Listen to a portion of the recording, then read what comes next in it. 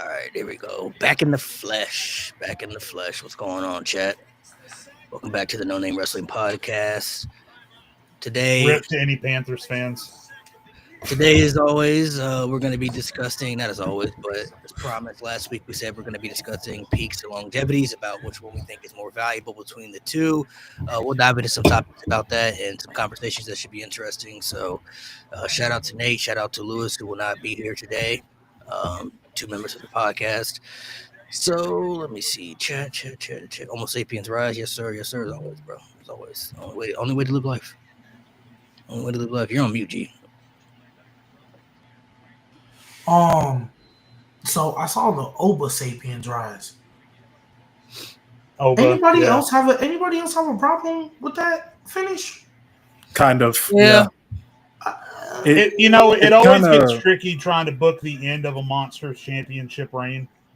There's no perfect way that Oba was ever going to lose that title. So Yeah. I don't know I do what else think they there is could have one, done. I hear you, Jade. I hear you, Jade, but like that way wasn't the way to do it. In my No. opinion, Yeah, maybe, that I was don't not. know. Javon was the guy. But even Javon when was the Cody guy. beat Roman, for instance, like even after he did, 3 Crossroads, still didn't feel like enough based on how they had booked Roman for so long, that's a different situation. But so did I expect Oba to kick out of that 3rd, 4th DDT? Yeah, absolutely I did. But I mean, I personally felt the shift in the tide lately. I think Oba's going to be on the main roster like lickety split. So I don't know. To me, the only person that should have ended that reign was Javon. Like, You know what that felt like? This is the second. Oh, I think I know exactly what you're going to say, Mo. This is the second time I feel like they've given somebody else the win that clearly, like anybody with some common sense knows, the story was going the other way. Last time they did it, it was when they gave Sami Zayn the win over Gunther instead of Chad Gable. Oh, not that. I was going to say something. Well, that's what I'm saying. Like, That makes I feel sense, like too. that was like, well, common sense is dictating. Yeah. This is the guy. Ironic, I it think comes you in the same week that Javon Evans answers to Sami Zayn's open challenge. Banger match, by the way. Like Yeah, I didn't even see that's that. the best match another one. That's the best match on Raw and SmackDown television in several months, maybe, much less weeks. Wait, shout out them. This was Javon's title to win. Like, as much as Ricky Sanks, I think he's doing good. He didn't need this. But Now it just feels weird. But who's going to be the bigger star in the long run? I mean, Javon, actually, Javon, I think it's disagree. Because how old is Javon? Is he even 21 yet? Nope. How old is Ricky? Wait, I Not think he much. just turned 21. Yeah, Ricky's like 35. Yeah. Is he 35? Well, still. Yeah, I'm going.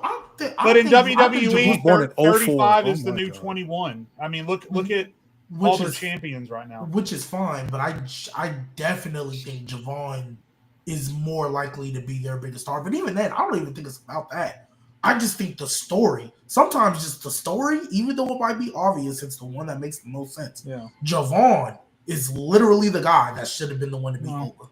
In my opinion. you know what it feels like? Even NXT, You know what it feels WWE is allergic to pulling the trigger at the right time. G. You and I both know that. So It I feels mean, like if on the road to WrestleMania 40, LA Knight just all of a sudden beats Roman Reigns. That's what it feels like. Yeah, like instead of Cody Rhodes. Like Ricky of all people, I was like, I was like, okay, Now, I guess. But do I necessarily like that it happened on No Mercy in September? No, I feel like Oba, when you have a reign like that, that's screaming to end at Stand and Deliver. But I mean, if Triple H looked at Shawn or whoever makes that decision and said, I can't wait any longer, I got to have Oba Femi on SmackDown, then I mean that's the decision. I mean, I still SmackDown needs feel. it, to be fair. I mean, I still feel Javon's he's gonna get the NXT title at some point. So I mean, he's still gonna be the champion. So maybe they I just just don't felt think the win is going to hit the same. That's all it is. and maybe they felt wasn't the right time for him. I don't know. I mean, he'll probably be in NXT maybe another 2 years, I would say, because he's gonna have the run as champion. So I mean, I'm assuming he's gonna have the run as champion. I think Ricky's going to have a relatively short reign. I don't think Ricky is long for NXT either, quite frankly. Probably not. Probably not. So Javon's probably going to be the next long NXT title reign. Yeah, I'd probably say Javon might have. They just wanted to give Ricky some juice before he comes to the main roster. So I mean, from that perspective, I can understand it. Yeah, I mean, I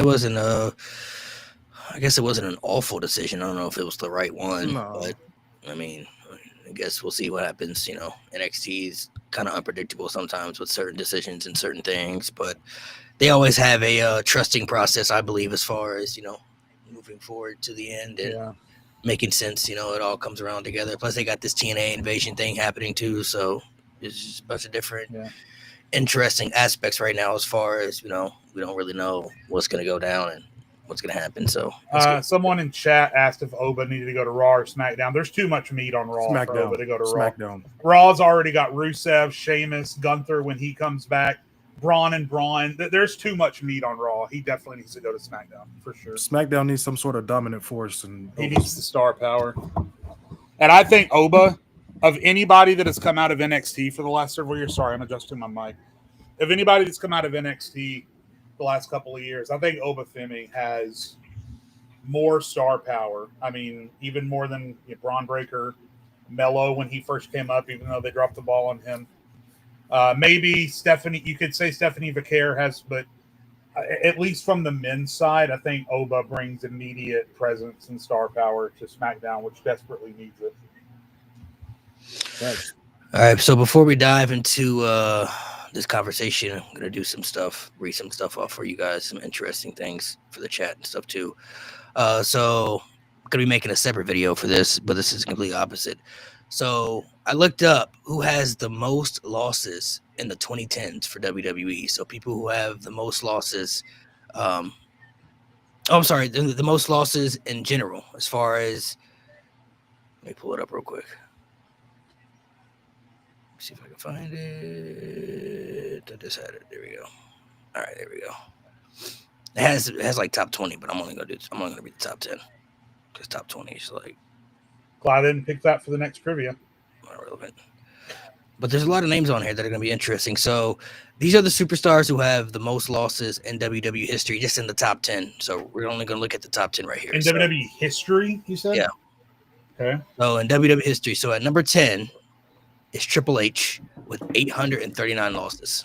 I mean, we're about to talk about longevity. It's not necessarily going to be all losers on this list, I assume. It's just going to be people who are around forever wrestling. Yeah, people who have lost his for people who want to know, his win and loss record is 1,006 wins and 839 losses. Because he was also top 10 in wins. Remember when we did the trivia several months ago? He was also Triple H, and this is also for people who are on. This is also counting house shows, non-televised events. They count. That's why I said that doesn't shock me. It gets kind of finicky. I learned this when I did my trivia. It gets kind of finicky because WWE just picks and chooses what counts as official. So you just kind of have to go with the number that's listed there. So read off the next ones. At number 9 is Sheamus, 885 losses. He has 978 wins in his career. Again, not surprising for me. I mean, he's always the guy that puts the guy over. Cena, Reigns, Rollins. Yeah. So not a surprise. Number 8 is Kofi Kingston, 891 losses, 1,266 wins. Not a surprise because a lot of people might think that with the New Day that win number would be higher. But the New Day, when they were at their peak, they were kind of an event tag team. They didn't wrestle every week. They won the titles and then came out and cut promos for 3 weeks and then wrestled at the pay-per-view. So at number 7, this one might be shocking for a lot of the viewers who don't know this. Number 7 is Cody Rhodes, 893 losses. Cody actually has more losses in his career than wins. He only has 738 wins. 800. That doesn't shock me at all. Wouldn't have guessed it, but doesn't shock me, yeah. Cody, before the American Nightmare gimmick, was taking a lot of L's back in the day. Yeah. So. Number 6 is The Big Show, 910 losses, 1,228 wins. Again, not a surprise. He was always the guy before Sheamus. That was The Big Show, putting the next big guy over. So, number 5 is Randy Orton, 1,054 losses, still ongoing because he's still an active wrestler as well. 1,276 wins. Mm-hmm. Yeah, not surprising because he came up in the era of Brock Lesnar and John Cena. Orton was kind of always number 3 on that list. So, yeah. Number 4 on the list is Dolph Ziggler, 1,187 losses. I'm shocked he's not number 1. Only has I've- 805 wins in his career. but they were big wins. I've come to grips with the fact that Dolph Ziggler was just always the guy. Need somebody to look good? Where's Dolph Ziggler? Need somebody to get a big win? Where's Dolph Ziggler? He was just that. He was just that guy. That was his role. He was the. Oh, we're calling somebody up. There's your first few. Yeah. Where's Dolph Ziggler? Yeah. Got a new champion that you want somebody to beat 3 times in a row? Where's Dolph Ziggler? Yeah. So yeah. So That was the last good Goldberg match. Yeah. I'm gonna run through these next 3. At number 3 is the Brooklyn Brawler, one of the most epic jobbers you ever The find. first jobber. Yeah. 1,214 losses, only has 152 wins in his career. That's wild. 152 is ridiculous. That's wild. 152 wins, 11% win percentage. That's crazy. Number 2 is Kane, 1,229 losses. We knew Kane that one. also has 1,490 wins. Yep, he was number 4 in wins last time we did that. Kane has wrestled the most matches in WWE history, by the way. That's why. Is number 1 the Miz?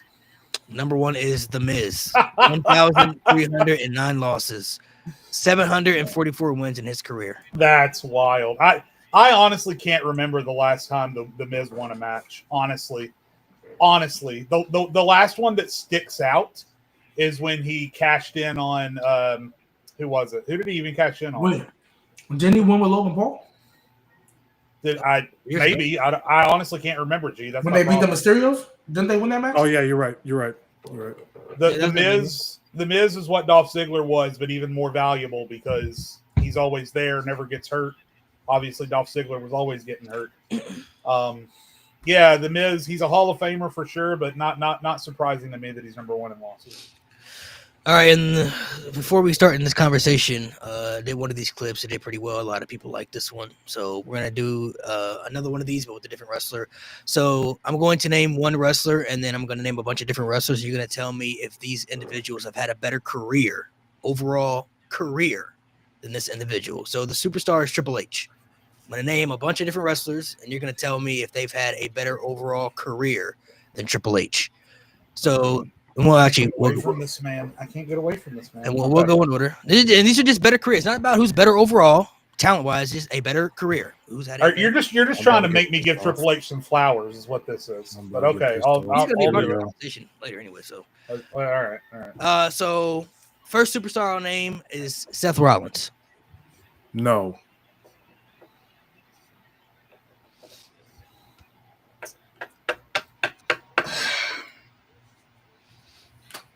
I'll say no, but I don't think it's as far away slam dunk as Mo made it sound. But I'll say no. No, Triple H is better. I think he's close. Triple H better career. Brock Lesnar. Fuck no. So just to make sure I understand, if I say no, you're asking. If I say no, that means I think Triple H had a better career than Brock Lesnar. Yes. Not basing it off talent. You just who's. Yeah, I know. I think I would have to say yes. I mean, Brock, perennial WrestleMania main eventer, dominant world championship reigns. He was a bigger draw at his peak than Triple H was. Not a better in-ring performer, obviously. Not a better promo, but didn't need to be because he had Paul Heyman the whole time.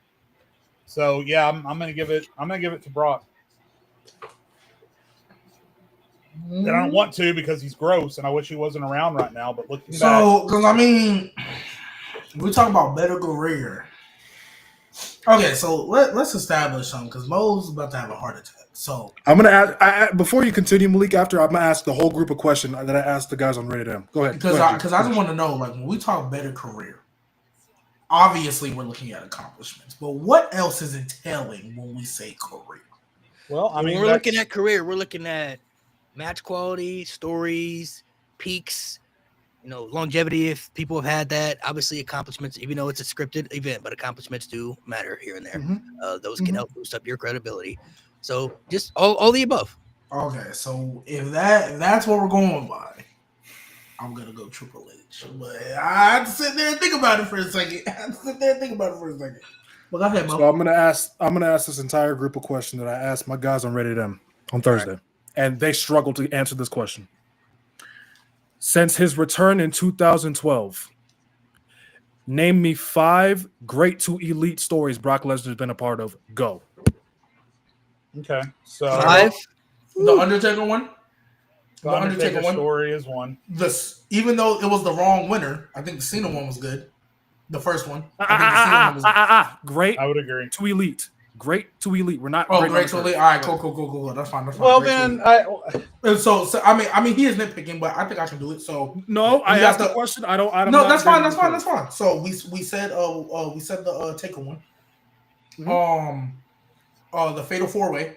That was a great elite story. That was a great elite story. I don't know about with Samoa Joe, yeah. And then I was about to say the Samoa Joe one before that and Great Balls of Fire, elite story. That was a good story. They had me whooped. Okay. Matches matter, but okay. Continue. You said story. You didn't ask matches, Mo. See, now Is matches not a part of the story? No. You just asked story. Continue. Because Mo, you can tell a tremendous story and have a shitty match. Mo, I'm gonna give all the time. Mo, I'm gonna give you an example of an elite story with a shitty match. Triple H, Randy Orton. There you go. Perfect example of an elite story with a shitty match. So you have to specify. You said story. We didn't say match. You said story. So you want story and match, or you want the story? Yeah, I story count and matches match, as a that part of a changes, story. bro. I Changes, count matches bro. as a part of a story. If If you my back cannot was- deliver on your match, Mo, I can't move these goalposts right now. My back hurts. I'm not moving. I can't lift My the bad, goalposts. my bad. Never mind. I'm with Mo. I think I matches. can't are lift the kind of part of story. goalposts. Okay, so Never with that mind. being said, Never do y'all mind. think Because like you said, Never mind. Triple H and Randy Orton had a good story, but we don't really talk about that anymore because the match was shitty. Okay, so wait, The so match you're was telling great, me so and we with would this talk with this logic, Triple H and Randy Orton wasn't an elite story? It was, but we don't talk about it because the match was shitty. Okay, but if you're saying right now it's an elite story, then clearly the match didn't matter because the match was dog shit. The match does matter because it would rank higher all the time. We'd be talking about But it. but we're not talking about where it ranks all the time. We're talking about whether or not the story is elite or not. It's a yes or no. Not does it rank higher or later. The story can be good, but if the match doesn't deliver, then it doesn't hold the But higher he- standard. That tanks the story. That hurts the story. Okay, nobody is disagreeing. I don't think me and Jade are disagreeing that that match hurt the Boom. story. Someone literally just explained it in the chat. That's like watching a good movie and the ending is trash. Boom. Okay, again, Perfect explanation. nobody here is disagreeing with that. I don't think me and Jade are saying it didn't hurt the story. But Malik, I just asked you, is it still elite even with the bad match? You said yes. So yeah, it can hurt it. It doesn't have it higher, but it's still an elite story. It wasn't whether or not it's a top 10 story. It's whether or not it's elite or no. And even though a match can hurt it, if the story's still elite, it's still elite. Like at the end of the day, the match is still elite. I mean, not the match. The story's still elite. Yeah, the ending can taint it. It can keep it from being higher than what it was. But even as I said, that's like watching a good movie and then the ending's trash. I also the would ending can be argue, trash and it can still be a good movie. but this It is just what hurts this is what differentiates from the example that person in chat gave about a movie having a terrible ending. I would argue, using Triple H and Randy Orton as an example, that the great storytelling did continue into the match. Was the execution poor? Yes. Did the story suffer because they didn't add a stipulation to this match? Yes. But that in no way changes the storytelling that got us to that point. In no way, shape, or form does it change it. So I guess this, I mean, and this is why wrestling conversations are at the same time so great and so fucking annoying. It's because everyone weighs things on a different scale. To Mo, it matters tremendously whether or not the match lives up to the hype. For me, when we're having this discussion, I draw a very thick, bold line between the end of the story and the ring of the bell.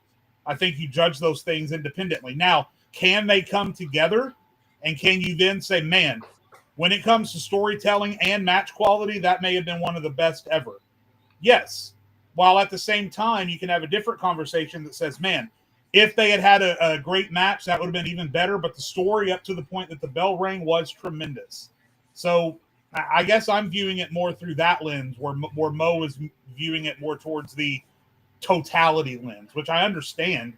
But that wasn't the question that we got asked first. So that's why G and I were confused. Yeah, like I get your argument. Like I'm with Jay. I'm with Jay 100%. I 1000% get you. So I'll say it like this: Brock Lesnar, sure, he had a lot of, you could say he had a lot of good stories in between 2012, but he had a lot of matches that tanked though. That's what hurts it for me. Like he had a lot of matches that didn't live up to the story.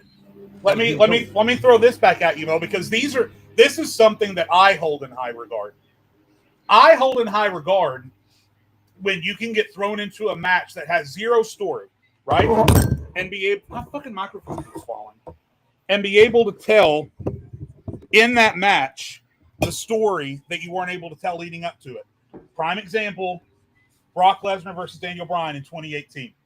The storytelling in that match from bell to bell may have been better than the totality of the storytelling for most of the stories that were told in 2018. Let's be honest. So Brock Lesnar had examples throughout his career where the build was short because that's who he was. Brock Lesnar shows up, Brock Lesnar throws some suplexes, and Brock Lesnar leaves. But when he was on, the storytelling in the ring often sometimes made up for the storytelling that could have been told outside of the ring. Whereas Triple H, I don't think he had that. I think Triple H was the opposite. I think if you didn't have a great story going into the match, it was kind of hard to connect with a Triple H match because I don't think his in-ring storytelling was that level. But he was an elite level. He was an elite level show-to-show storyteller. Never denied otherwise. Someone just said it. It's the same as if the story is bad, but the match is great. We've been on this podcast multiple times, especially when it comes to the women, talking about how ass them builds are, but how wonderful the match is. Not a single one of us take down the match because of how ass the story was going in. Charlotte Rhea Ripley is a perfect example. Bianca versus y'all, I've been up here when people have called that match possibly the greatest women's match of all time. Ain't nobody talk about that build because that build was horrific. That build was atrocious. Like that's it was literally what made us start with the trend. Hey, we know how that woman's feud gonna go. Hey, Bill gonna be trash, but the match gonna deliver. This was probably the first time in years where the match and the story was bad with Tiffany and Charlotte. That was probably the first time in years. The only one that had a good match with a good build behind it was Bianca and Becky going in. That was the only one we could look at as a recent memory that we could say had both. But all them other ones, Rhea Charlotte, bad build, atrocious. Sasha and Bianca were feuding over Reggie. They were feuding over Reggie. But we get to that match, elite. That's what I'm saying. I don't like, yes, I understand if you put the two together. But if we're going to do that, we have to do it both ways. We can't say, oh, the story going in or the story was great, but then the match declines it. But then we don't do it the other way around. Because I have not heard on this podcast anybody take notches down on a match because the story going in was trash. I haven't seen that happen. Go ahead, Mo. I'm going to answer my original question and switch the name to Triple H and tell you how easy it is because I don't have to jump through these hoops with these feuds. Shawn Michaels. Hold on. Go ahead. Undertaker, Shawn Michaels, Mick Foley, The Rock, and Batista. All good stories backed up by great matches. I don't have to jump through these hoops. It's not about jumping through hoops. You asked us a about, question and then got mad at us for the answer. It's about identifying what matters to us as a story, Mo. I mean, obviously, we're not jumping obviously what I'm getting from you, Mo, is that the match is it's like 60-40 versus the story is what I'm getting from you. It's that you have very low expectations for a story as long as the match is great is what I'm getting from you, because otherwise I don't understand why we're having this discussion. I mean, I'm saying, and it's not jumping through hoops. Those stories, like the Samoa Joe story, for example, that y'all brought up, the Samoa Joe story, to me, gets ruined because of how bad that match was and how bad they delivered on that. Okay, but that's why I said the problem with that. I don't necessarily from being a great story. But I don't necessarily disagree with why, and I understand why you're saying that. But again, vice versa. Nobody knocks down a match. If you're saying it goes hand in hand, nobody on this podcast specifically, I can't speak for everybody else in the world, nobody on this podcast specifically has knocked down the match because the story going in was trash. Not a single one. Because then we can't say Rhea and Charlotte is one of the greatest women's matches we've ever seen in our life. Because the story going in was one of the worst. We can't say Sasha and Bianca was one of the greatest women's matches we ever seen in our life because they were feuding over a man who was somebody else's mother. Let me flip that. Do people not take Cena Orton down a notch because of how weak those matches were for the most part? I'm not disagreeing with that point. I'm not disagreeing. That's my entire point. But Mo, this all started because we're talking about story, not matches. We're talking about story. Okay. No, everybody has looked at the entirety of Cena and Orton as a whole and brought it down a bit because they're taking into account everything. But if you just ask somebody, yo, look at the stories. If you just look at the stories, best we'd ever seen, except the matches. You're right. The matches, you go back and look at them, the matches wasn't always hitting. The matches wasn't always great. If we take the totality into everything, that's why I think recently we've had the conversation, hey, we got to stop calling Randy Orton Cena's greatest rival. It's really Edge for real, because they delivered on both. They delivered on both. But when you ask somebody, hey, elite stories, right? A lot of people, and I don't think it's a crazy thing to assume that a lot of people are just going to look at the story. Because again, on the flip side, that's why I say if you're going to do that, that's fine. But then you got to do it reverse as well. If you're going to say something goes hand in hand, I'm with you, fine. Hey, a story's going to come down because the match quality wasn't good. I'm with you on that. Do it the other way too. You have to do it the other way. You have to, because if not, then you're picking and choosing. You have to then say, hey, a match is going to come down because the story going in wasn't that good. You have to do that. Getting back to a Hollywood example, Why it's the same thing. No, you don't. Hold on. It goes hand in hand. You can't see the story. Hold on. I have an objective example because I have never sat down and watched this show, right? But everybody I talk to about The Sopranos, they always say the exact same thing. It is top 2 television shows of all time with one of the worst endings I have ever seen. They don't take that bad ending and deduct 30% of what they think about the show from it, like you're basically implying we should do. What you're implying is if you have a story that you would rate at a 100% that caps off with what you would qualify as a bad match, what you're implying to us is we should then take 50% off of our score for that story because the match was so bad.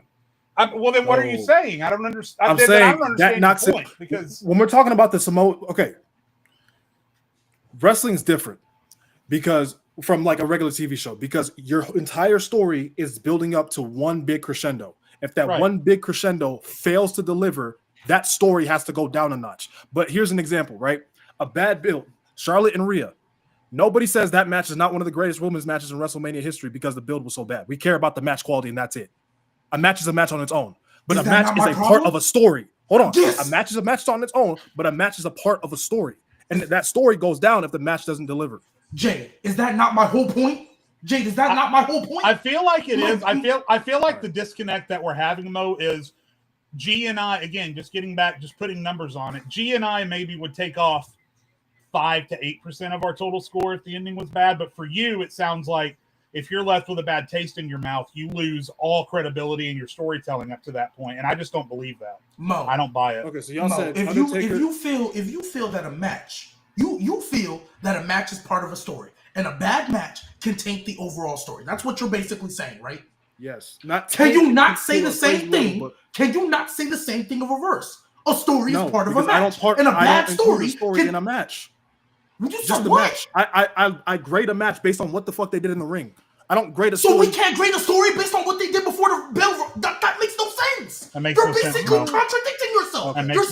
You're saying I can't. You just said I can rate a match solely based on what happens in the ring. Why can't we rate a story solely based on what happens before the bell rings? That makes no sense, Mo. If you're gonna go one way, you have to go the other. You can't have your cake and eat it too, and that's what you're doing right now. The existence of one has to quantify the existence of the other, Mo. You can't have it one way. And Mo, I don't even disagree with that logic that you're saying. Right. I don't even disagree with it. But then you can't then turn around and be like, oh yeah, but a match can be a match on its own. No story doesn't matter. You can't do that. You literally can't do that. If a story is part of a match, then by virtue, a match is part of a story. Like, they have to go hand in hand. I can separate it. Again, Charlotte Rhea's perfect example. Horrible view, horrible build, elite match. I can separate the two. That's why when you ask the elite story, I'm just looking at the week-to-week promos and how they built that going in. Yeah. And listen, I get the need to defend Triple H because Triple H has told us that we need to defend him. But I just feel like you can look at things objectively and understand that while a match does indicate, but it does indicate the end of a story, but then wrestling gets really tricky, right? Because you tell this big long story and have a blow up match that ends in disqualification, and then you have to have another match after that. So wrestling is tricky when you start trying to capitalize a story with a match, because a lot of times you don't just end with one match. So that's why I tend to separate it, because if the plan all along is to tell this great story and then to say, well, we don't want this wrestler to look weak, so when they lose, they're going to take a DQ loss, and then that means we have to have a follow-up, then that in itself sort of lends itself to why you have to separate the storytelling pre-bell to the match quality and the match execution post-bell. And it is perfectly okay to say, in the instance of in an instance of that fatal four-way match, to say, wow, Bring up the last. if comment. you were to give this promo package for the fatal four-way the quality and attention that you gave the Monster promo package or the My Way promo package, that would be a killer promo package because the story and the promos were so good. But at the same time, say, wow, I wish I had taken a bathroom break during that match. You could separate the two and say, tremendous story, terrible match. This the one you wanted? Mo's point is that a match is more independent thing, while a story is more dependent on the match. So y'all name 3 stories. Go ahead, continue. So you name Undertaker, Samoa Joe, and then what? They said the Fatal 4-Way. I said the Fatal 4-Way. Okay. That comment didn't make sense, but yeah, I don't really understand that. Yeah, that doesn't make sense. You can't have one thing be dependent on it's like science, independent and dependent variables. Like it all goes together, but whatever. And then my last point that I made, Mo, was that I would include, because I think when you're trying to quantify how great a wrestler's career was, you can't always compare apples to apples. What Triple H did well and what he was known for doing well is not going to be the exact same thing as what Brock Lesnar was known for doing well. So I think you have to compare apples to oranges sometimes. Triple H was tremendous, like I said, at week-to-week storytelling, building the match through scenes and through promos and through dialogue. What Brock Lesnar was great at was being fed an opponent and then telling the story in the ring. Daniel Bryan is an example. Finn Balor is an example. AJ Styles as an example. Even Roman Reigns, I would argue, the storytelling, even before Seth Rollins came out and cashed in 2015, I think they told a great story. I think the in-ring storytelling in 2015 was better than any other storytelling they did in-ring for any other Brock and Roman match up to that point. So I think Brock's in-ring storytelling really speaks to his storytelling ability because, like you said, the match has to count. The match has to count for something. So when you have a short build, but then you have a match, and within it, the story within that match is phenomenal, I think that has to count for something. So when you're asking me to count on one hand how many great story build-ups Brock Lesnar had, I would throw in the great in-ring stories that he told with the guys that I mentioned before. Well, I think that evens the scales a little bit. Well, I'm not even going to do that. The last two I would bring up is CM Punk and Goldberg post-2012. Goldberg was a great story. That was a great story. That was an elite story. That was crazy. Yeah. That was a great story. And then CM Punk. CM Punk was a good story. Yeah, the Paul Heyman, everything about that was great. And honorable mention for, even though this one is heavily carried by Roman, but Tribal Chief Roman, that story was crazy, but it's heavily carried by Roman. I can admit that. All right, let's run through the rest of these real quick. What about Bret Hart? No. Oh, career. Sorry. Yeah, I'm a no. Yeah, no for me as well. Roman Reigns. No. No is crazy. Yes, Roman Reigns. Yes. Woo! That's the whole point of this whole show. I'm going yes. Triple H was a great guy. He was never the guy. Triple H was a great guy. He was never the guy. Roman, for the past 6 years, has been the guy. Unfortunately, I think people have to recognize Roman is an anomaly, and we're going to get onto it later. It's an anomaly, but we're going to get onto it later. John Cena. Oh. Yes. Yeah. Oh, yeah. Sorry. We said it backwards. Yeah. He's the GOAT. Yeah, John Cena. We got a couple more. Some of these might be easier than others. Undertaker.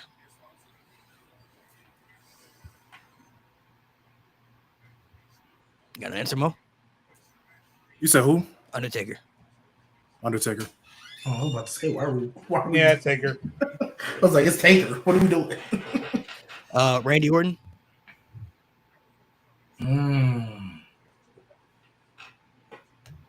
This should be I easy. don't know if but he can love hear this us, one. bro. You said Orton? Yeah. Triple H. It feels like they've had similar amounts of Mania matches. I think Triple H did Triple H have one or two more world titles than Orton? He's got like 2 more. Randy's same got amount. No, they got the same Randy's- amount. same amount. Man, this is really close. I'm gonna say no, only because when Triple H was closest to being the guy, he had Orton under his thumb. So I'm gonna say no. Yeah, I'm going Triple H better than Orton. All right. We'll end it right there. Let's dive Nah, into cool. to these- And by the way, just to be clear, Brock Lesnar's presence in WWE currently disgusts me, and I hate it. So it killed me to have to take that side of the argument. But No. But we were just speaking objectively. Yeah, this is a different conversation. We're just speaking about career. So, all right. So the whole topic of the podcast, as everybody can see, name is peaks or longevity. So to dive into this conversation, into breakpoints of what we're going to talk about, is going to be, what do we value more, longevity or peaks? Now, yes, some people can have both, but there are necessarily some people who may not have a great peak to a certain level, but they got longevity attached to a great accomplishments with their careers.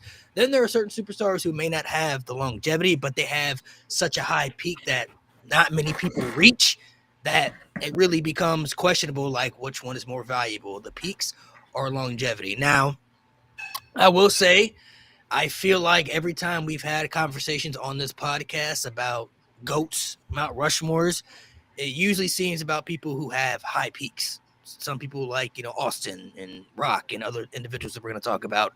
Very high peaks may not have the longevity attached to it with the peaks. Maybe their peaks lasted 4 or 5 years, but their peaks were so high that it's really hard to deny when it's like, when you have a peak like that, how many individuals can you name can really reach that stratosphere?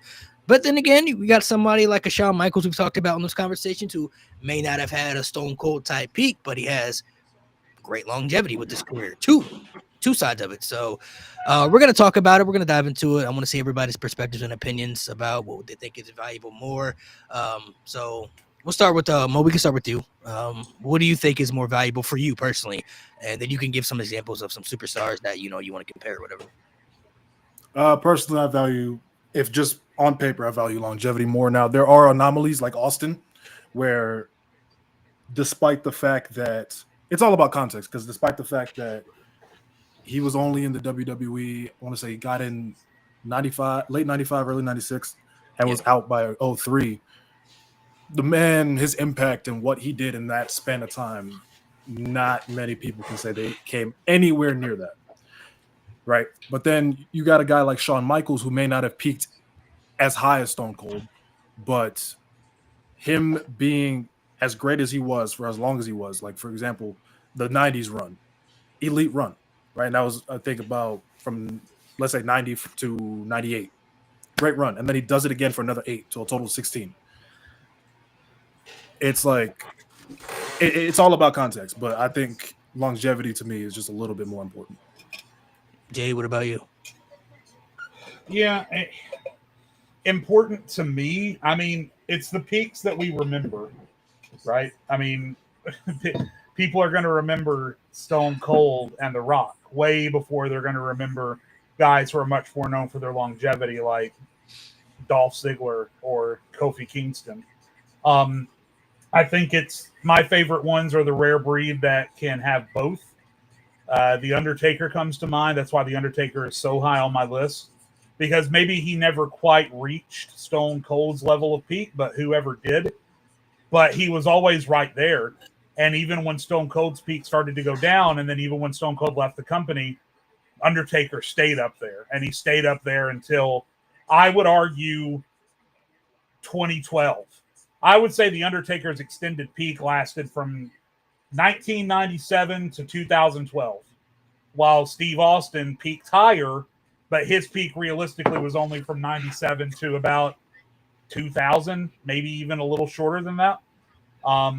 So history is going to remember people for their peaks, but I value really, and it sounds like a cop-out answer, but you can, when you see it in my top 10 or even in my top 5, guys like Undertaker, Ric Flair, Bruno Sammartino, John Cena reached the highest peak they could achieve and then stayed there for a really, really, really long time.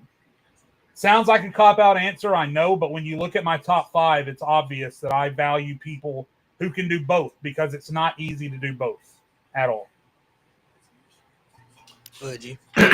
For once, I actually agree with James Weezer. He pretty much summed it up perfectly for me. It's quality over quantity. I don't care how long you do something. How good was it when you did it? That's how I feel. I don't care. Like, because I feel like when we have these conversations, now that we actually getting into the depths of what it means, right?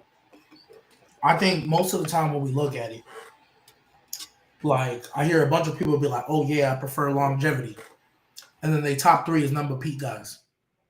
I'm like, if you value longevity so much, your top 5 should be different. Your top 10 should be different. But it's not. Because, yeah, I feel like the longevity for me is great if you can, add on to it, right? If you kept giving me good stuff way past your peak and your prime at that point. Shout out to you. More power. But it's all about, because at the end of the day, stars are made in their peak. At the end of the day, stars are made in their peak. The peak is what cements you and where you're going to be for the eternity of your career.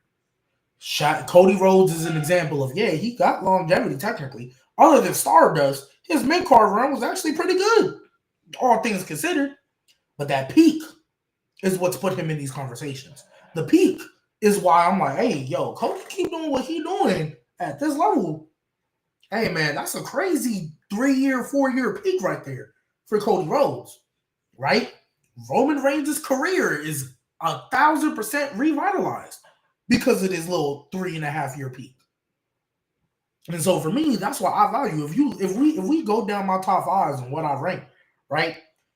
I value peak more. Now, if you got a high peak and you sustain said peak for a very long time, hey, I'm gonna give you more props to that. Because now, when I compare everybody else's peak, now you have a longer peak. But longevity as a whole, like, I'm not gonna, and I think a lot of people really need to specify where you really are talking about peaks, just how long the peak was. Because longevity, I'm not gonna look at what Kofi Kingston did as SOS Boom and what he was doing as with the Evan Bournes and the little, when I know his peak is the New Day. Like, when I look at Kofi Kingston, I rank his career, I know his peak is the New Day. Right? Yeah, he had his little Evan Bourne. I think he was a tag champ with R-Truth or whoever else it was. Yeah, cool, fine, Andy. That's awesome. But when we look at longevity, that's like the last thing we think about. Right? Cody Rhodes, he's got longevity if we keep it above. Stardust was bad. But when I look at where I rank Cody Rhodes, the last thing I'm thinking about is Dashing. That's the last thing I'm thinking about. So when I look at the peaks, when I rank my guys, it's really about who had a more qualitative peak, and then if that qualitative peak was longer, all right, cool. Undertaker, prime example. And when we look at that, we also got to look at anomalies. That's why I said earlier, Roman Reigns is really an anomaly. We just, that's a conversation people ain't ready for yet. Undertaker to me is an anomaly too. This man showed up in 4 years about 8 times. This man showed up on TV, I'll say 12. I'll give him three a year. This man showed up on TV 3 times a year for 4 years straight and was giving me goat shit after goat shit after goat shit after goat shit. Like, that alone, if you showing up 3 times and you giving me some of the best ever, you giving me some of the greatest ever, and you on TV 3 times out the year, plus what you did before with your Edge feud and your Batista feud and the CM Punk feud and all that stuff before, how could I not put you up there? That's a crazy peak to me. Like, yeah, you was doing this before. And Undertaker specifically, the only person who I feel could have made that character work for 2 decades. Like, let's be real. That debuts in 2025. Niggas are looking like, what the fuck is this? What are we doing? Right? But look at what he gave me in 4 years, showing up 3 times per year. The greatest ever. Greatest story ever. One of the greatest WrestleMania matches ever. If not, 2 out of the top 3 WrestleMania matches ever. If not matches, period. One of the greatest stories ever. With one of the greatest kickouts ever. One of the greatest matches ever. Like, go, right? Like, but all of that is peak to me. That's peak Undertaker. Then we can get into the earlier years when he first debuted and the Kane story. He was like, we can get all that later. Looking at the peak. And that's showing up 3 times a year. Like, that's showing up 3 times in the year. And then before that, he was still giving you elite with Edge, elite with Batista. He gave you elite with CM Punk. Like, you know what I mean? Like, it's really a matter of how long your peak was. That's what I think it is. Because ain't nobody talking about him versus John Gonzalez. Ain't nobody talking about Undertaker versus Kane in the early days and Triple H the first time. And ain't nobody talking about that. Ain't nobody talking about his first 9 wins. Like, you know what I mean? That's really what I see it. Like, peak. I think everything really is a peak conversation. If we really get into the nitty-gritty, I think everything is a peak conversation. I mean, it's not crazy to say. I mean, a lot of people, when you're ranking certain superstars, I do think the peaks do outweigh the longevity as far as how people are going to rank them, just based off conversations you can see with any type of sports, NFL, NBA, like boxing, UFC, WWE as well. It seems like peaks are always in the conversations more than the actual longevity itself, because there are certain people who have good longevity, like Randy Orton has great longevity in his career, very accomplished, but he's never had a John Cena type peak. He's never had a Roman Reigns type peak, a Rock or Austin or a Hogan type peak, so maybe that's why certain people don't put Orton in the top 5 or in those conversations, because yeah, he's got the longevity, but he doesn't have the peak of other individuals that really changed professional wrestling, you could say. Someone wants to know. Someone wants to know Mo, why you're bald. Somebody said, "Yeah, Mo. People think you're bald." Not even the same shade of black. So it looks like a man-made. Oh no, you said on the tan line. Made a comment that said there's a difference. I'm assuming there's a difference between peaks and prime. You're talking their prime. No, I mean maybe, but for the point of this conversation. I mean, because here we go. This is why wrestling conversations can be so. I was like, now we get into semantics, bro. Like semantics. We know what I mean. Is just to be funny. Peak and prime to me is just like a funny way to extend the conversation. My nigga, peak. Like when we talk about peak, you're at the apex. You are at like top of the top. This is the best you're ever going to get. If you sustain that for 4 years, you were at your peak for 4 years. Prime is what? The tier below? Like, it's peak. We know what it means. I look at it, I'll give you an example using basketball. I look at it like 2008-9 LeBron to like 2020. But his peak, I'm saying his peak is either like 13 or 18, whatever, depending on what you value.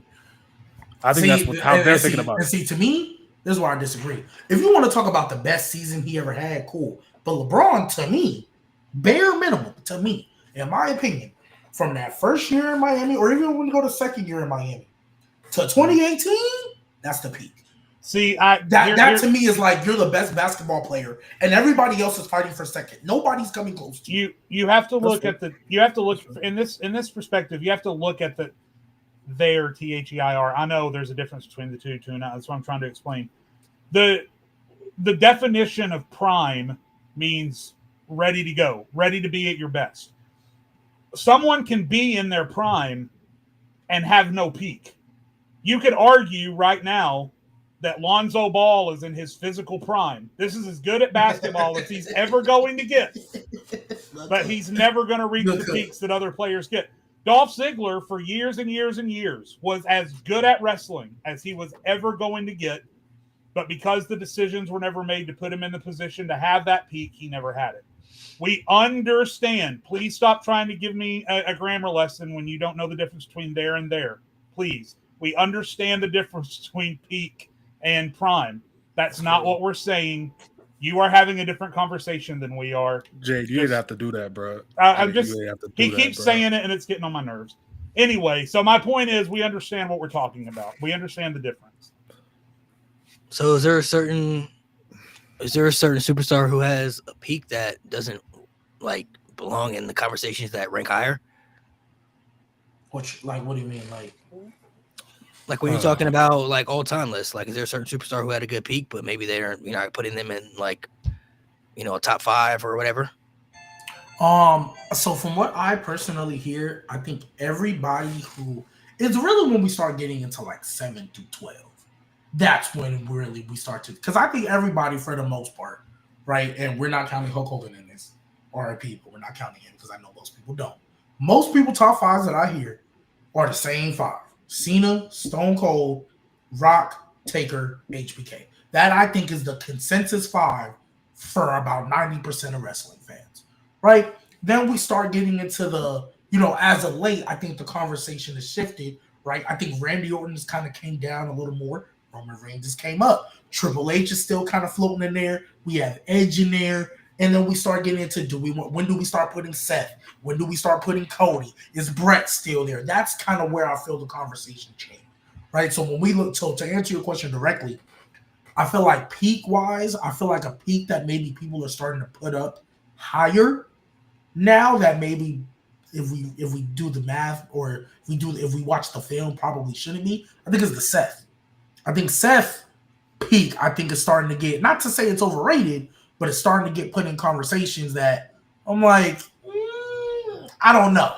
Right now, if they start doing the value of the longevity thing, I can understand it a little more. Yeah. Right? I can definitely understand it a little more because, I mean, Seth is basically baby Shawn Michaels. Baby Shawn Michaels in the sense of like, there's really not a lot of bad you can point to. And it's just consistently he's giving you good stuff. Yeah. Right? Whereas HBK obviously was consistently giving you elite. I think Seth is giving you consistently good. It's with a couple of elite things sprinkled here and there. You know what it reminds me of, looking at another sports example, is a guy like Seth Rollins, when you're comparing him to other wrestlers, it reminds me of the GOAT quarterback conversation and people who put Dan Marino in the conversation, who never sniffed a Super Bowl, never won a championship, but because he was such a great passer, a generational passer of the football, even though he never won that title, you will always hear people put Marino in their top 5. Almost always, Marino ends up in people's top 5, even though he never sniffed a championship. Although Seth Rollins has won championships in WWE, when I'm comparing the two, I'm comparing a Roman Reigns style peak to a Super Bowl, right? Right. So yeah, Rollins never won the Super Bowl. He never got to where Roman got in his career, but the longevity is there. And Seth Rollins is one of the best in-ring performers that's ever existed. Not much to say right now, ever existed. So yeah, people are going to start putting him in conversations. And I don't think it's unfair. Again, I just think it goes back to some wrestlers are great at option A. Some wrestlers are tremendous at option B. But what type of depends on what type of conversations are we talking about Seth being in though? That's why I'm confused. Like what conversations are y'all hearing him being put in? I think people, top 10, top 15. Like I've heard people say wherever Roman is, you need to have Seth. Right, you need to have Seth. And I'm like, no, because in the basket, since we keep using the sports analogies, if somebody came up to me and said, hey, wherever LeBron James is, you need to have Kevin Durant right behind. No. I'd smack the shit out of him. No. Even if they said Steph Curry. No. Fuck no.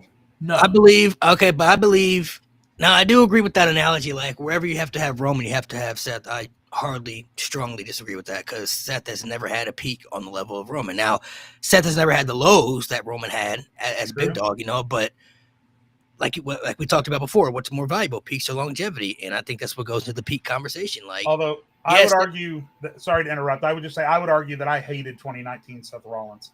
No, I just that wanna was throw that was his out. worst. But even then, Especially on a rewatch, bro, that shit is Yeah, terrible. bro. That- Yeah, bro. that Yeah, was- sorry. Go ahead, that- Malik. Sorry. that was his worst. But even then, so Roman Reigns, you may argue, was even worse that year. Not as bad as the big dog. No. He was.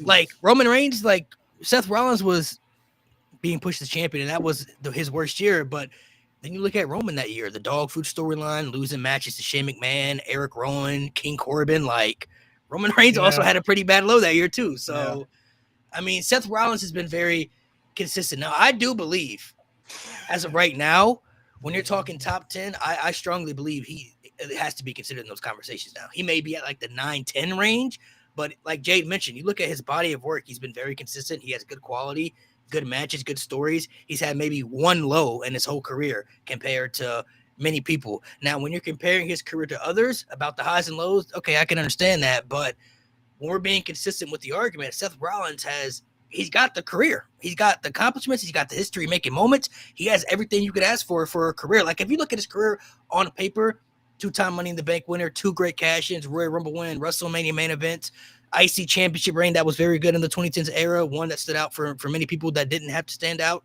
world championship reigns. He's got the faction, that's legendary. Like he has the matches, the stories, he has everything that's there. But for some people, there's still something that's holding them back from putting him in those conversations. Maybe there's others that they still feel like have did it better, which I understand. But I feel like now when you're looking at the top 10, it's not crazy to consider him in those 10. Now, when you start to put him in the top 5, so that's wild. That's when we start to get like, oh, you're reaching now. But I feel like looking at his career, I don't see how he couldn't be in the conversation at this point. I will say, Yeah, you guys have moved me to say peak is more. I will say that. I also want to throw out, people forget how bad Seth Rollins' 2020 was too. I mean, we had the eye for an eye match. We had the rivalry with the Mysterios that went on for 7 months. Never would end. The eye for an eye match was probably the best. Good point. I mean, 2020 was pretty bad. Seth Rollins really had 2 consecutive bad years, and then it wasn't until 2021 crowds came back, Seth freaking Rollins came in. That's when he sort of finally started to recover. Another thing that Seth is also very good at too is reinvention. Look at all the character work that he's done, reinventing himself. He's always been good at reinventing himself too. So I feel like he has to be at least in the conversations, when you're talking about that, because there are a lot of people that I've seen who feel like it's crazy to put him in those conversations, but they haven't really given me a logistic. They're holding on to nostalgia. They haven't gave me a real argument to tell me why he doesn't belong in that conversation, other than they dislike other superstars more and they feel like other superstars should be there over them because they like them more. If you look at Seth's career, once again, his entire career, his body of work, he's very accomplished. Okay, Jade said he got 2 bad years. 2 bad years out of how long he's been in WWE. Been in WWE on the main roster since 2012. We're in 2025 now. He had 2 bad years in that entire time frame. Not a bad resume. I wasn't necessarily arguing on behalf of. No, I'm just saying. Look, I think people tend to, because the last 4 years have been so great, people tend to forget how bad 2020 was. 2020 was awful. So what do you guys think about that? Somebody said they still have Jericho over Seth. No. In WWE, I can't do it. No. Because this is a WWE list. I can't do it in WWE. I can't do it in WWE. Yeah, I guess if we're just talking WWE, no. If we are talking totality, I do have. It's Jericho. It's Jericho for Jericho by a country mile. Jericho was great in WCW, and the first 2 or 3 years he was great in AEW. Okay, so you compare the stuff he did in New Japan too. If you compare Jericho and Seth's career here, Jericho has historic moments, first undisputed champion, right? Seth has historic moments, first Money in the Bank cash in at WrestleMania. Both guys have main event at WrestleMania. Both guys have won mid-card titles. Both guys have been a part of good stories. Both guys have had good matches, some even elite matches that we remember and go back and rewatch. But where do you separate Jericho and Seth as far as putting Seth over Jericho? Rollins has the longevity. Rumble. Yeah, the longevity one. Rollins has the Rumble. Rollins has 2 Money in the Banks now. Rollins has. I think that Rollins hung in there at the top of the card for longer than Jericho did. I don't think you would have ever seen Jericho having consistent feuds with Brock Lesnar or Triple H. Okay, so let me break it down this way. Who do you guys think is better at reinventing, Jericho or Rollins? Jericho. Easily. Who's a better storyteller, Jericho or Rollins? I'd call that one a Jericho. wash. I'd call that one a Yeah, wash. they're equal. Jericho. They're equal to Jericho. me. They're equal to me. They're equal to me. Better match quality in ring, Jericho Rollins. I think Rollins has a beat slightly. Ooh, that's Because close. again, we're just talking Rollins, that's WWE. close. I can't take into account New No, Japan stuff right now. I know, but That Sean no, feud, but that Jericho- Sean feud, boy. Ooh. Sean Listen, feels really good. when Jericho finally got out of them, because obviously he was pushed into the main event scene when he started, and then that world title reign in the beginning was so terrible. Obviously, once he was released from the main event and allowed to just cook, Jericho was great. So that's a wash too. I that's picking hairs trying to pick between the two. Better promo. Jericho. Yeah. Yeah, Jericho. I mean, I'm hearing a lot more Jericho than Rollins right now. So As a talent, I'd probably take Jericho. Yeah, Well, but even it's if, I just mean, when we- this is just WWE but- though. Like I'm talking. Yeah, but because we're looking at careers, and I think even though Jericho probably is a better talent, like I'm okay with saying he's a better overall. I look talent. at talent and on-screen accomplishments, and Seth's on-screen accomplishments just so far outweigh Jericho's. and like just looking at how they were presented, how they were booked, what they did with those. Like, I think Seth Rollins, like the reason why I would probably put him over Jericho slightly is just because in WWE, Seth I think was presented higher, like in his comp versus Jericho in his own comp. I think Seth Rollins, I mean, shoot, he has what 4 all-time elite, like they will play that on a WWE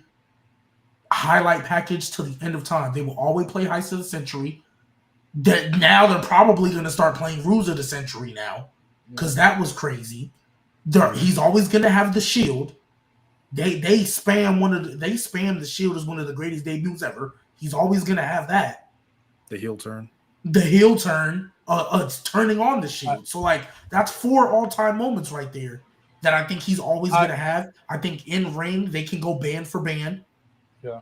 With the match quality, I think, and then stories, it's kind of a wash. I'd give that They to can Jericho. I'd give slightly, that. but like I think he could still go band for band. I'd I'll probably also- give the edge to Jericho too, though.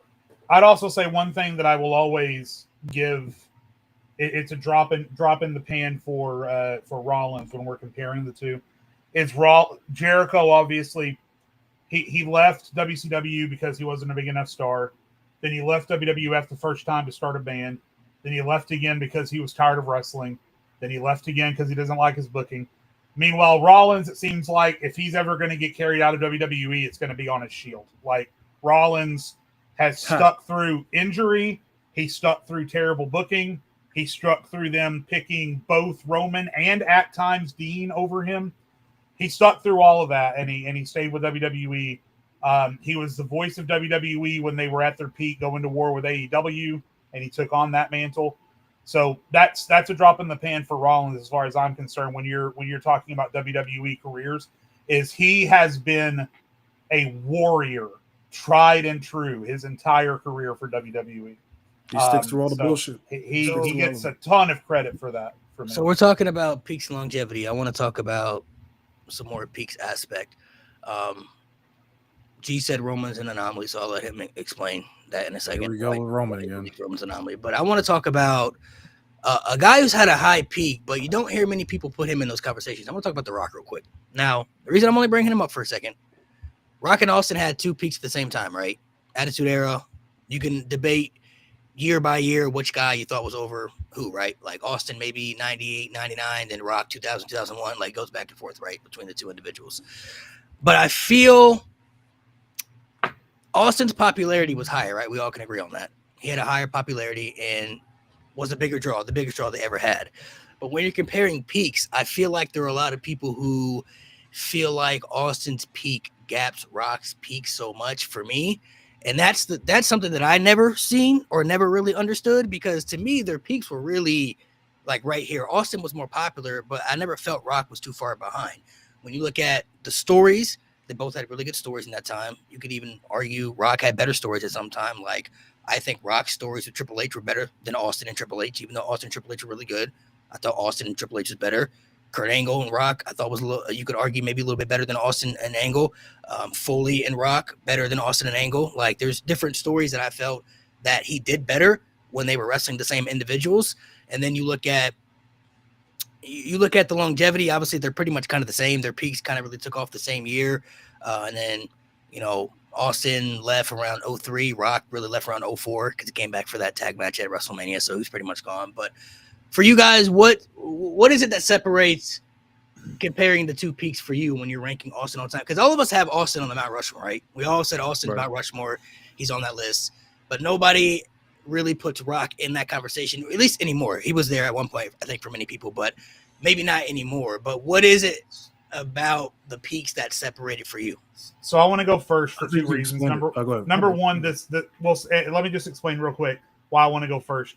Number one, this conversation is nostalgic as hell for me because this was the conversation or the topic that Malik and I first interacted on 4 years ago.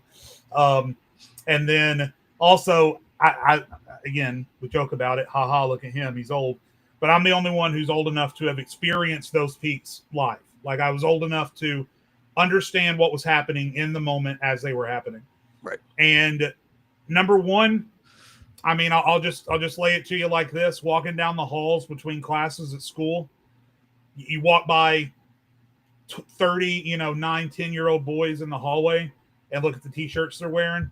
316, 316, 316, 316, 316. Oh, man, there's a Rock shirt. 316, 316, 316. So in the moment when they were wrestling at their peaks, the global impact between The Rock and Stone Cold, nowhere close. Nowhere close, because people looked at Austin and saw themselves.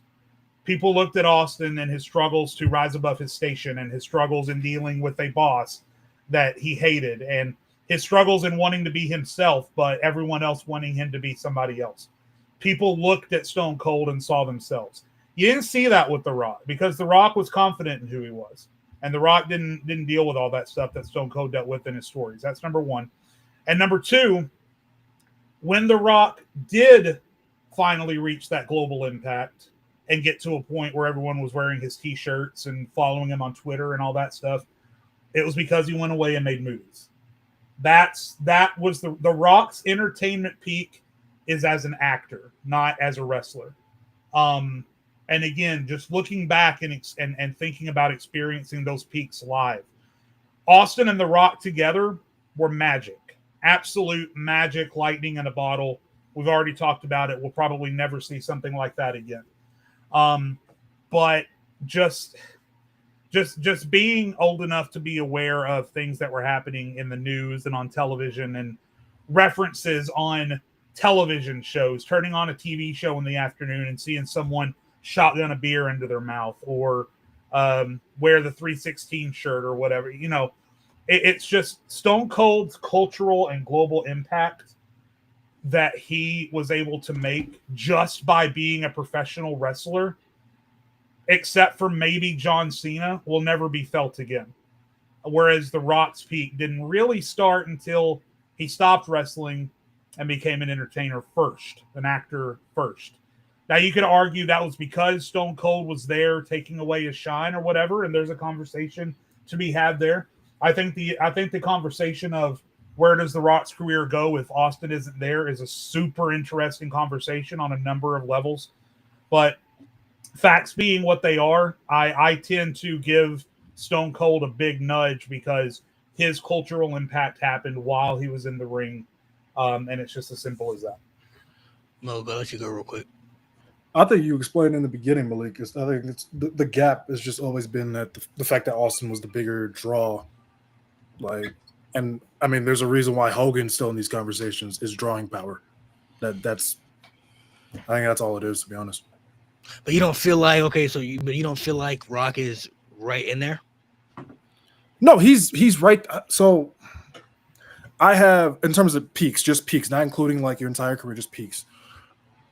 Like I have Austin, Roman, and Hogan at one table, and then there's like these other, and Cena, and then there's these other peaks here. I think Rock's right at that next table, like the next level down. With Shawn and the Undertaker and it's not like a clear. It's right. not So like you don't think Rock is sitting at the same but table with those guys for the peak? No, He's not not no, quite. even Not though it quite. happened at the same time. No, he's not sitting. Not quite. Nah. And I think Here's that's the another thing thing, that too. other people can. Oh, good.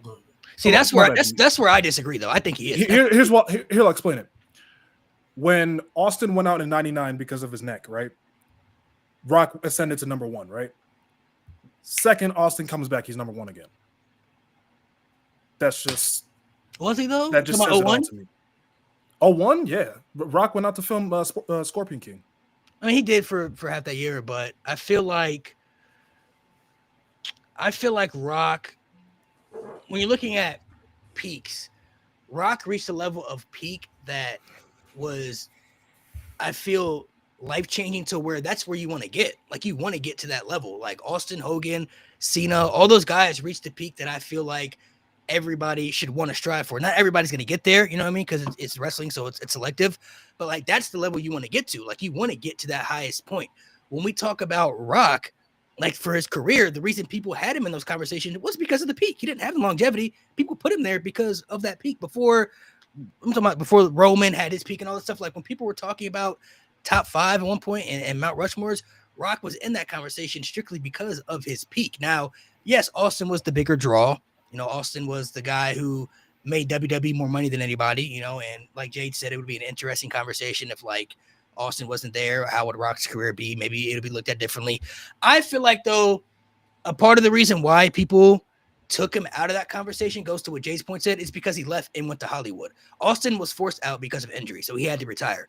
Rock left because he went to Hollywood, and that was shown how people were upset about him. If you go back and look at that Lesnar match when he fought Lesnar, they were booing him because they were mad he was leaving. They felt that he was betraying them. They felt that he was, at that time, turning his back on wrestling and going into the Hollywood aspect. That's how people felt at that time frame, from what I've heard people explain. Like, they felt Rock was selling out. He was moving on to something else. He was still in his prime, you know, as far as being young at that stage, so he could have went another 10 years if he had wanted to. That's why I feel the conversation has changed for Rock in that aspect, because anytime I've had conversations with people and I've always asked, well, why do you take Rock out of that conversation? They always said, well, he left and went to Hollywood. I'm like, that doesn't really, that's a dumb tax. That's a dumb take for me personally. Like, you tax him because he left and went to make movies.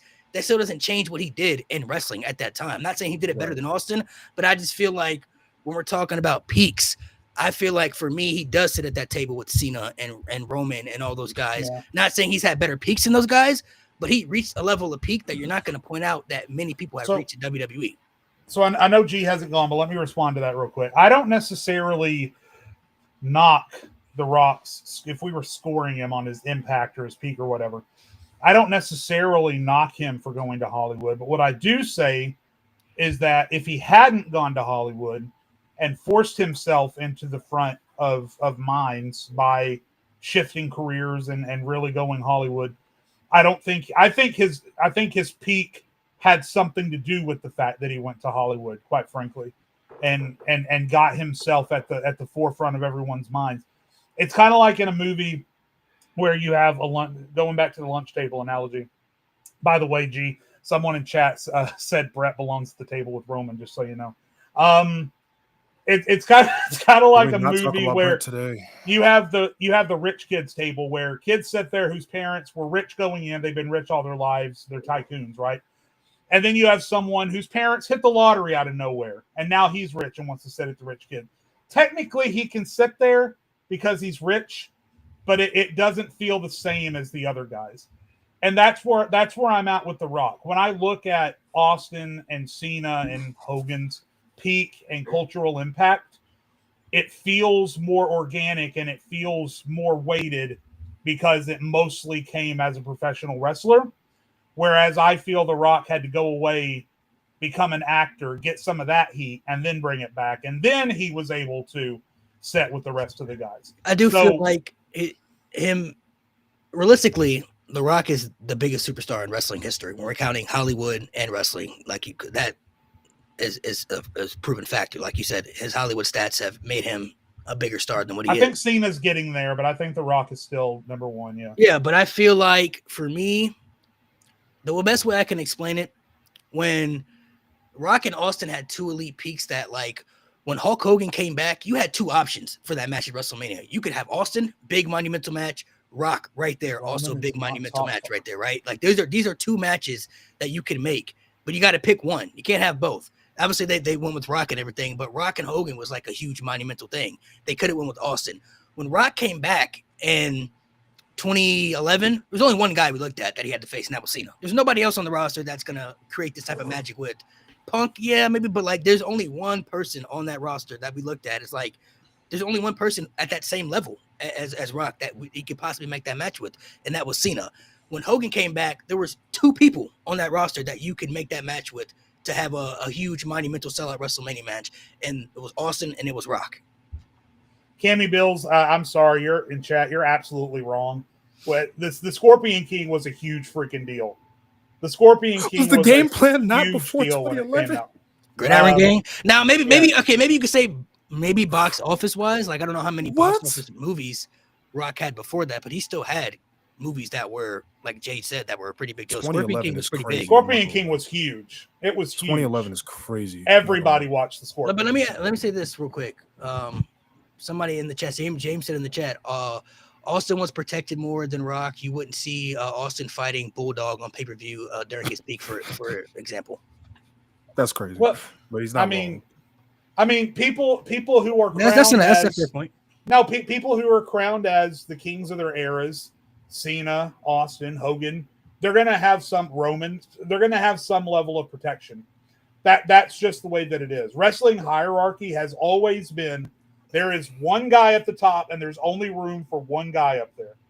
Now, the next level can have as many guys as you want, but that top level of the pyramid, there's only room for one guy up there, and that one guy has historically been Hogan, Brett for a short time, Austin, Cena, Roman.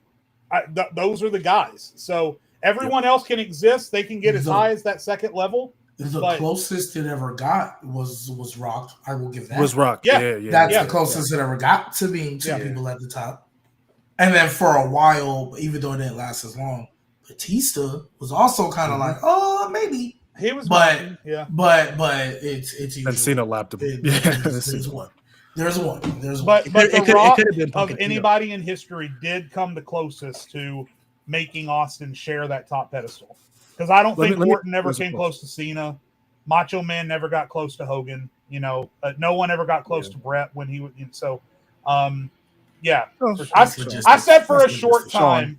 I said for a short time. Dude. I was like, that's logistics. Maybe Sean not. Yeah. But Sean, anyway, yeah. The Rock came closest. So I got a question for y'all.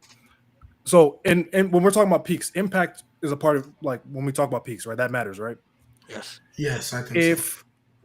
If we're gonna give the crown to one guy, if you were gonna give the credit to one guy specifically on who was the reason why WWF, turned the ship and then won back the war, who would you give that credit to? Austin. It has to be Austin. That It might has to be. be. That might. It has to be because He does get credit for that too. This kind of sounds. Austin's the first tad guy. bit Rock nasty. is the second guy right there. I was But like, that's so not- let me Just real quick. That's my I'd say point. it's In Vince. that I'd say conversation would be interesting. Maybe if The the second- Rock, maybe if Stone Cold isn't there, the Rock is able to lead that Maybe. charge. Who knows? But the fact of the matter is, it was Austin. Well, I actually wanted to ask that question. Is like, let's say Stone Cold never becomes Stone Cold, and Triple H does win that King of the Ring that he's supposed to, and doesn't cut that Austin 316 promo and just take off. I'm not saying the Rock couldn't have That's a succeeded, weird WWE. but I'm not saying the Rock couldn't have succeeded. But does Rock really hit that pedestal that we think he does, or that he did rather?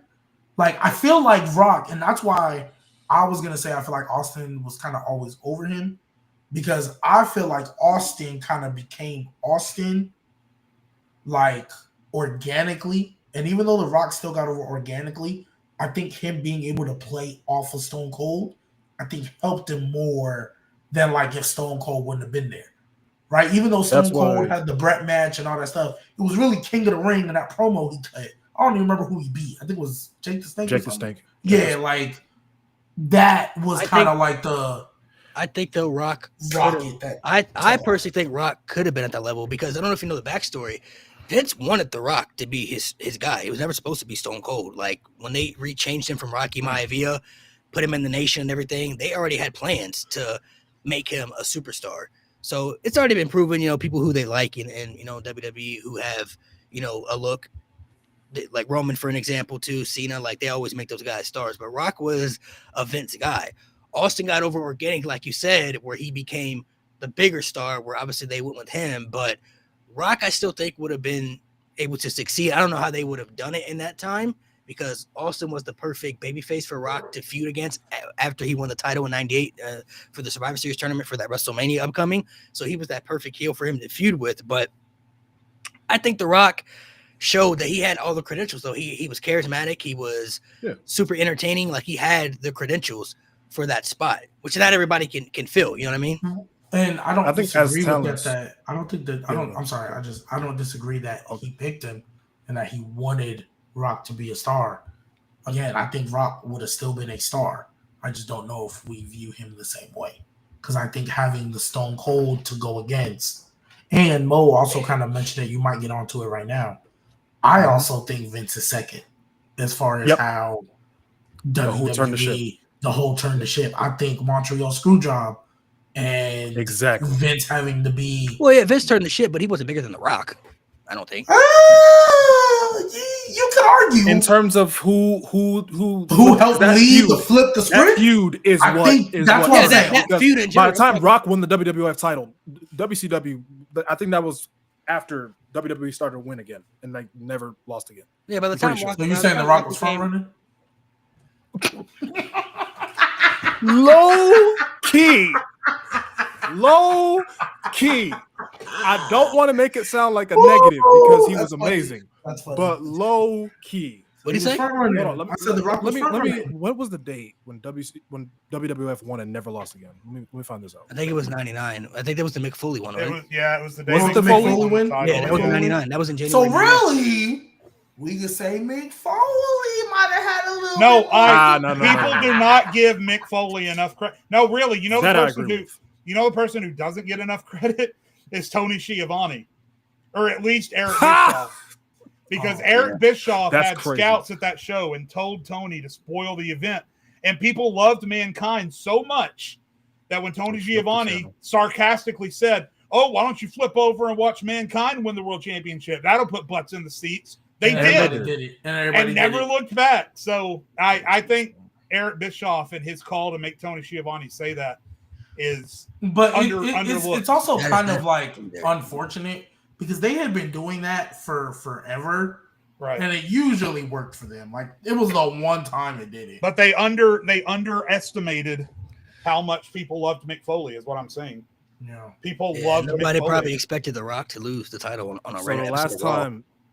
So the last time WCW won was October, okay, and Rock won the first WWF title in November. So that sounds like a front runner to me. What did he say? I said that sounds like a front runner to me. So Rock kind of picked it up after it was kind of planted to after ass. It was like, you know what I mean? And then the finger poke of doom just made it like nailed the sound like a front runner. Yeah. After the finger poke of doom, it was done. So finger poke of doom. I watched that whole episode of Nitro. That shit was so stupid, bro. Oh my finger poke of doom is really what killed it. But I feel like for me, like I said, Rock was he was never too far behind for me when it came to Austin. No, not clear. Austin has had the popularity. That's what just puts him over all time. It's just the popularity. The popularity was just unmatched. You know what I mean? Like it's not many. We'll probably never see somebody get to that level again at the peak. You know, at the highest level. Here's also, and this is why I wanted to get into a little earlier on, right? Because you asked like why you feel like maybe Rock maybe isn't at that table anymore, or why you feel maybe the Rock came down. I feel like only one person has really brought the Rock down at this point, and I feel like it's Roman. I feel like that's the only person, realistically, because I don't think anybody, and I'm saying most people, I don't think most people are going to make an argument for Triple H over The Rock. I don't think most people are going to make an argument for Edge or Randy or any of these other guys. So out of that top five, the Cena, Taker, HBK, Austin, and who am I forgetting? Cena, Taker, Austin, Rock, and HBK. The only person that I feel can knock him out is Roman. Or the only person I feel like out of everybody else that would have knocked him down is Roman. And here's why. When you really, really break it down, when we talk about peak, with every context that we add in, Roman, I think, is giving us some of the most intense, in-depth, layer type storyline, especially what we know. And let's just be real. I think Marvel really, when they started to take off, was really a catalyst for more people starting to do this. The fact that everything ties into something else that happened before. That was Roman like pretty much the first 2 years. Everything tied into something. Him just having a match with Jey Uso and saying that there was consequences felt like it meant something when we all knew Jey Uso wasn't going to win that match. Not a soul thought Jey Uso was going to win. But we were so invested in like, how though? And what consequences? Oh, he about to be out the family. That was really when we really started establishing what exactly a tribal chief is, and not just a little catchphrase or a nickname. No, tribal chief meant something. You look at the storytelling he did all throughout. I really talk about the first 2.5. The first 2.5 years of his reign, the in-depth layered storyline where everything mattered and everything tied in to a specific moment, or everything tied in to an event that happened in WWE that we can all say changed the landscape, aka Seth turning on the Shield, aka suffering succotash or the dog food, right? We look at that, and that was really like, that was the first time in a long time where you were invested not only in the match, not only in the result, but every single promo, every single word, every single backstage segment. So much so to the point SmackDown was literally built around, okay, we have 7 Bloodline segments. Where can we fit everything else in? We have 7 Roman Reigns segments that are going to dominate the entire show. We need to fit everything else in between them. Then you take into account the degree of difficulty to make people care during COVID. That was granted, nobody else had ever had to deal with that, but nevertheless, that was a really bad time. Like, we didn't even know if they were going to continue. Let's just be blunt. If Vince wasn't cool with Donald, they would have been shut down. Literally, he had to get permission from Donald specifically in order to keep that going. The fact that, I mean, y'all remember they had Nia Jax being possessed by Alexa Bliss. Mm-hmm. They was doing the cut scenes where Lily all of a sudden was a real dog. Like, they was throwing everything. That was probably the worst time to watch WWE since pre-Attitude Era. And the fact that he, and I specifically say he, because I know people to this day who used to make fun of me for still watching that stuff, that now hit me up talking about, yo, you see what Roman was on? You see what my tribal chief was on? I give him that impact for that. His impact in that time frame, yes, we had the Baileys. Yes, we had Drew McIntyre's cooking. Yes, Sasha, and we had all these MVPs during COVID. Don't get me wrong, I'll take none away from them. They weren't doing what Tribal Chief was doing. And then when we came back, he's still giving you elite type work, right? He went to part-time a little later, we know that. But that first 2.5 years, that impact that he did, that's an anomaly. Because realistically, that shouldn't overtake Big Dog the last 2 years, 18 and 19. I don't think 16 and 17 was that bad, but 18 and 19 was atrocious. 18 and 19 was atrocious. It shouldn't overtake that. It really shouldn't. But I don't think it's like, oh, when you had that bad and you had this great, so it evens out. No. I actually feel that Bloodline stuff not only overtakes it, but it pushes past it. That's how I feel. That's why I feel like from the record. Yeah. Strikes it from the record. That's why I feel like, bro, if realistically, if someone still had Rock over Roman, I feel you. I understand your arguments. I really even wouldn't argue against you so much. I would just tell you I disagree. Because even though The Rock, great first time, did what he did, popular as hell, all that stuff, I personally don't think, just looking at what Rock did and looking at what Roman did in their peak, I don't know if anybody ever had, I don't know if The Rock had the audience in the palm of his hands the way Roman did. I don't know if Rock had like I don't give a damn what the Tribal Chief saying. Everybody and their mama is fearing for Jey Uso's life. So fearing for Jey Uso's life. Let me jump in here, because something you alluded to that I think deserves more attention is how the Bloodline stuff changed WWE programming and storytelling for the foreseeable future. Like how many times on Raw, SmackDown, and even NXT nowadays do you see a scene going on in the foreground, but then other conversations happening in the background? that then make you wonder, oh man, I wonder what's going on back there. That was the Bloodline that did that first. I honestly don't know if Cody Rhodes comes back to WWE at all, full stop, if he doesn't look over and see what the Bloodline is able to do and the types of promos that they're able to do. Because Cody's promos are so in-depth and so story-focused and so emotional when he's telling a story. And before the Bloodline, it really wasn't like that at all.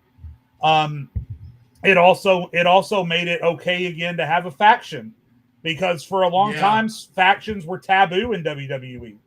Even when you had a faction, they didn't want to name it. It was almost like that WWE didn't want to commit to it. But that peak, and I'll tell you what, we're talking about peak. And again, this isn't an original thought. I've seen it on Twitter. I've seen it on TikTok. I don't know if a peak gets much better than Roman, Paul, Sammy, Solo, and the Usos coming out, all the gold, with Samantha Irvin, Sami Zayn, Jey Uso, Solo Sikoa, and then I don't know if a peak gets much better than that, honestly. Honestly, it was just so different, and it changed how we saw WWE storytelling for the foreseeable future. And that's why when people ask me, how could you put Roman top 10? How could you put Roman top 5? It's because when you change the industry, Exactly. see Cena, see Austin, see Hogan. When you change the industry, regardless of what you do for the rest of your career, you are immediately catapulted into a top 10 position. And then everything else that you do is just cherry on top. The Royal Rumble win, the championships, all the WrestleMania main events, the 1,200-day title reign or whatever it was.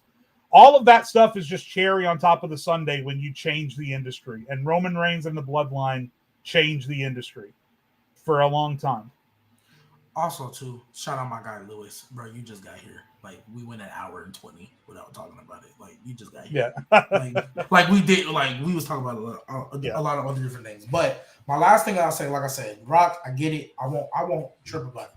But you kind of said it, Jay. Like, to me, that Bloodline stuff changed everything about the way they book now. I think even though The Rock was super important, never going to take away, I don't think he changed the industry the way Roman did.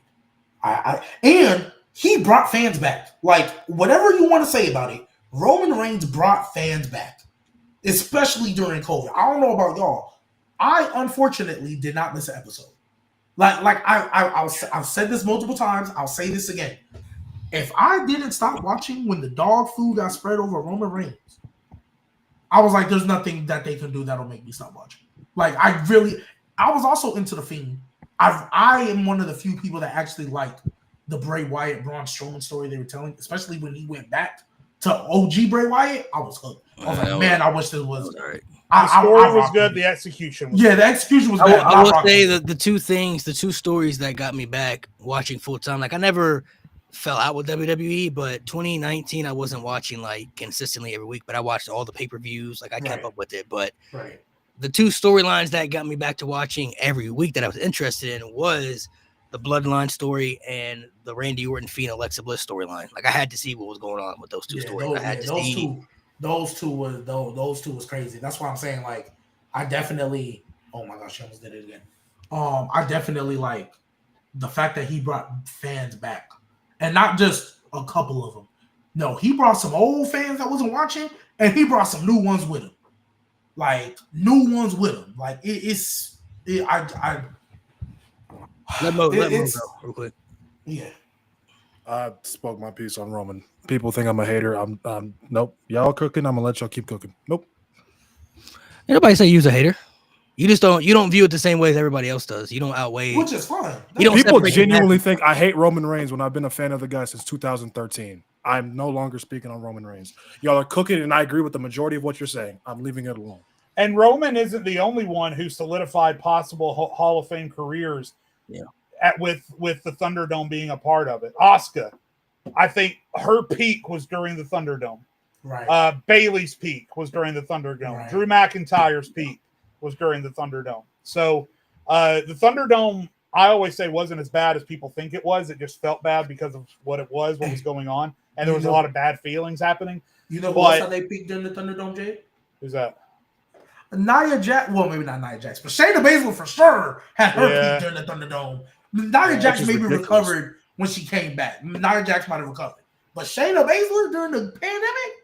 Yeah. So since we this talking peaks, I gotta ask y'all: will we ever see another woman reach a Becky Lynch type peak in WWE? No. We will ever see it again? No. You want to know why?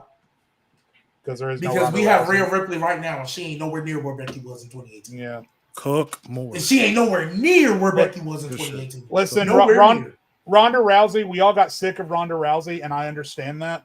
But I think people they give so much credit to Becky for that WrestleMania build. But you guys have to remember, Ronda being in WWE was a huge deal. Ronda being a week-to-week wrestler was a huge deal. And before the crowd just randomly turned on her, I don't even remember what the reason was. And she said something crazy. Again, she's been saying crazy shit for a long time. But when she was over, she was maybe the most, until Becky, right, took over, she was the single most popular female star on the roster. More popular than Bayley, more popular than Sasha, Alexa Bliss, all of them. And the star power, now that star power people are questioning this. But Jay, when you're done, I'm about to go off. Go ahead. So anyway, I just think the reason we're never going to see a female performer get to those heights is because I think Becky used Ronda as a stepping stone to get to that point. And I don't think we're ever going to see a female UFC star or a female actress or whatever be able to come into WWE with so much hype, so much natural ability, and so much star power. It was just the perfect storm. And not to mention the sequence of events that had to happen for that to occur, right? Because she was a heel at first, but it was the audience's refusal to admit that brought her around to where she was. Nia breaking her nose was not supposed to happen. And that added such a fuel to that story. It almost added a stigma, or it almost made that story supernatural in a way. When that image of Becky leaving the crowd with her nose bloody. And the fact that she hurt her knee right before. So now there's doubts of, is she actually going to win? It was such a perfect storm for Becky to be able to get to that point. And I don't think we're ever going to see lightning strike again. I just don't. So, all right, so I have go ahead. I have three things I need to address. Please do, because first, I'm gonna lose my job. First, Jade. To continue on your point, a lot of people do this revisionist history when they don't like Becky Lynch, which is some of the most forced hate I've ever seen. Yeah. They try to be like, oh, her getting punched in the nose is what made her popular. No, her slapping the shit out of Charlotte Flair is what made her popular. Her breaking her nose is what made her nuclear. Yeah, there's a difference. Yeah. That was what made her, because when she had the arm bar with Ronda Rousey or whatever it was, everybody was going ballistic. It was like, hell yeah, Becky, whoop ass. Literally was already the most popular person on the roster. It just made it ridiculously nuclear and undeniable. But second, people questioning if Rhea Ripley's peak has come close. Lock the fuck in, because we have spent 2 years on the show talking about how bad Rhea Ripley's title runs have been, how the stories are not connecting. We're not saying the same thing about Becky Lynch's peak. Sure, she might have the popularity, but peak in terms of quality, impact, and popularity. I'm being nice, G. Sure. G, I'm being nice. G, I'm being nice. I would say Rhea has the popularity for sure. No, she doesn't. Yeah, for sure. Face of the company popularity. That's we're talking about face of the company, but when we're talking in terms of just popularity, absolutely yes. Not even a question. She can be. I'll say that's close. I'll say that's close. She can be at the table right below. Rhea Ripley is probably like top 5 most popular superstars in the entire company. Becky Lynch was at one point. Yeah. Becky Lynch was one. Becky Lynch was. That's what I'm saying. I was like, Rhea can be at the table right next to her. Yeah, Rhea's very popular though. Rhea's never been the one. I'm talking about in terms of just popularity. Yes, Rhea Ripley has reached that. I just think it's a different kind of popularity. I don't. There's got to be 4 things I got to address. Yeah, Rhea just never reached. Rhea has never reached these comments. I'm sorry, I love y'all, but Rhea's never reached the. Hold on, everybody's talking at once. Rhea's never reached the peak that Becky's reached as far as being the face of the company, which is what separates. I agree. I don't know if we'll ever see a superstar reach that Becky Lynch peak, because there's nobody else that you could point out who was, you could say it for a woman that was the face of the company. Even though you could say 2019 was one of the worst years ever, that's not Becky Lynch's detriment. That had nothing to do with Becky Lynch. Becky Lynch wasn't booking the show. Becky was one of the very few good things about 2019 in WWE with that storytelling and that peak. Rhea Ripley has never reached that peak where she was wholeheartedly the face of the company. She's never been bigger than Roman. She's never been bigger than Cody at any point at the time. Now, in terms of popularity, just strictly reaction-wise from the crowd, I will say, yes, she has reached that. Rhea Ripley is going to go down as one of the biggest, most popular superstars for women we've ever seen, like ever, in terms of wrestling. She gets crazy reactions. But she's never been the face of the company. Becky Lynch, for a year, was the face of the entire WWE over any man, any woman for an entire year. For from maybe late 2018 to end of 2019, you could say, or before she left in 2020? Say from Survivor Series 2018 until she left to start a family, she was the face of the company. Yeah, so for like that to like little year, about a year and a half, a little ish around that time. Yeah. So like, chat saying some crazy things about wild shit. So people say I'm not gonna give her credit for being the face of the company in the worst year, right? Can you say that about any woman at all? No? Okay, then great. Next. But hold on, I just want to ask too, with that same logic, if you're not gonna give Becky Lynch credit, supposedly for being the face in one of the worst years, are we gonna do the same thing for Cena in the PG era? The PG era, 2010 was fucking terrible. 2010, 2012, WWE, not that great. We ain't gonna tax John Cena though for that because he was still the face of the company during that time frame. So if we're gonna use that same logic for Becky, are we gonna apply the same logic for Cena, or are we gonna do the same thing for Bret in the mid '90s when he was the face of the company and the entire roster was, gimmicks of dumpsters and hockey players and shit? Like, are we gonna tax Bret for that too? Like, there's gonna be bad periods through WWE's time frame, you know what I mean? But that doesn't change what that individual does just alone. Becky Lynch's impact is literally unmatched. For a woman, Don't even. For a That woman, was so nasty. For a woman to say that she was the face of the company, it's unheard of. You never in your lifetime would have ever thought you would have said something like that, compared to what women's wrestling used to be before Becky Lynch took off in that time frame, or even when the women's revolution took off, when women's wrestling was starting to get better with Hell in a Cell and with everything else. Like, you never would have thought you would have even said still that a women's wrestler would be the face of the company, especially over any guy. No, I mean, and it wasn't even supposed to be Becky. And then people talking about they didn't want her in that spot. Yeah, someone's questioning if Becky Lynch has ever her good matches. What are we doing? I told you. I'm not an encyclopedia like Malik and Mo sometimes are, but I know off the top of my head she's had bangers with Asuka, with Lyra Valkyria, with Bianca Belair, with Rhea Ripley. Like, give me a break. Even Charlotte. Give me a break. Chat, even I love Charlotte. What the she fuck gave Tiffany her best match and today. for the person who said Rhea gets bigger reactions than Becky in 2019, I'm gonna need you to go back and watch some videos, bro. There was nobody. I think it's close. And this was in the middle of Kofi Mania. This is in the middle of Beast Slayer Seth Rollins. Nobody in the company was getting bigger reactions than Becky back then. None. Zero. Zilch. Sorry. I don't know what to tell you. Just go back and watch the videos. I just can't. You just have to watch. If you can watch those videos and still say what you're saying, then you're lying at that point. You're lying. I will say, like I said before, I will say for me, popularity wise, Rhea is the closest thing we've ever seen popularity wise for a woman superstar to get to that point. Like, Rhea Ripley's reactions are pretty crazy. I'm not gonna lie to you. They are. Becky Lynch though was also pretty crazy. Chamberlain comparisons kill me, man. My goodness.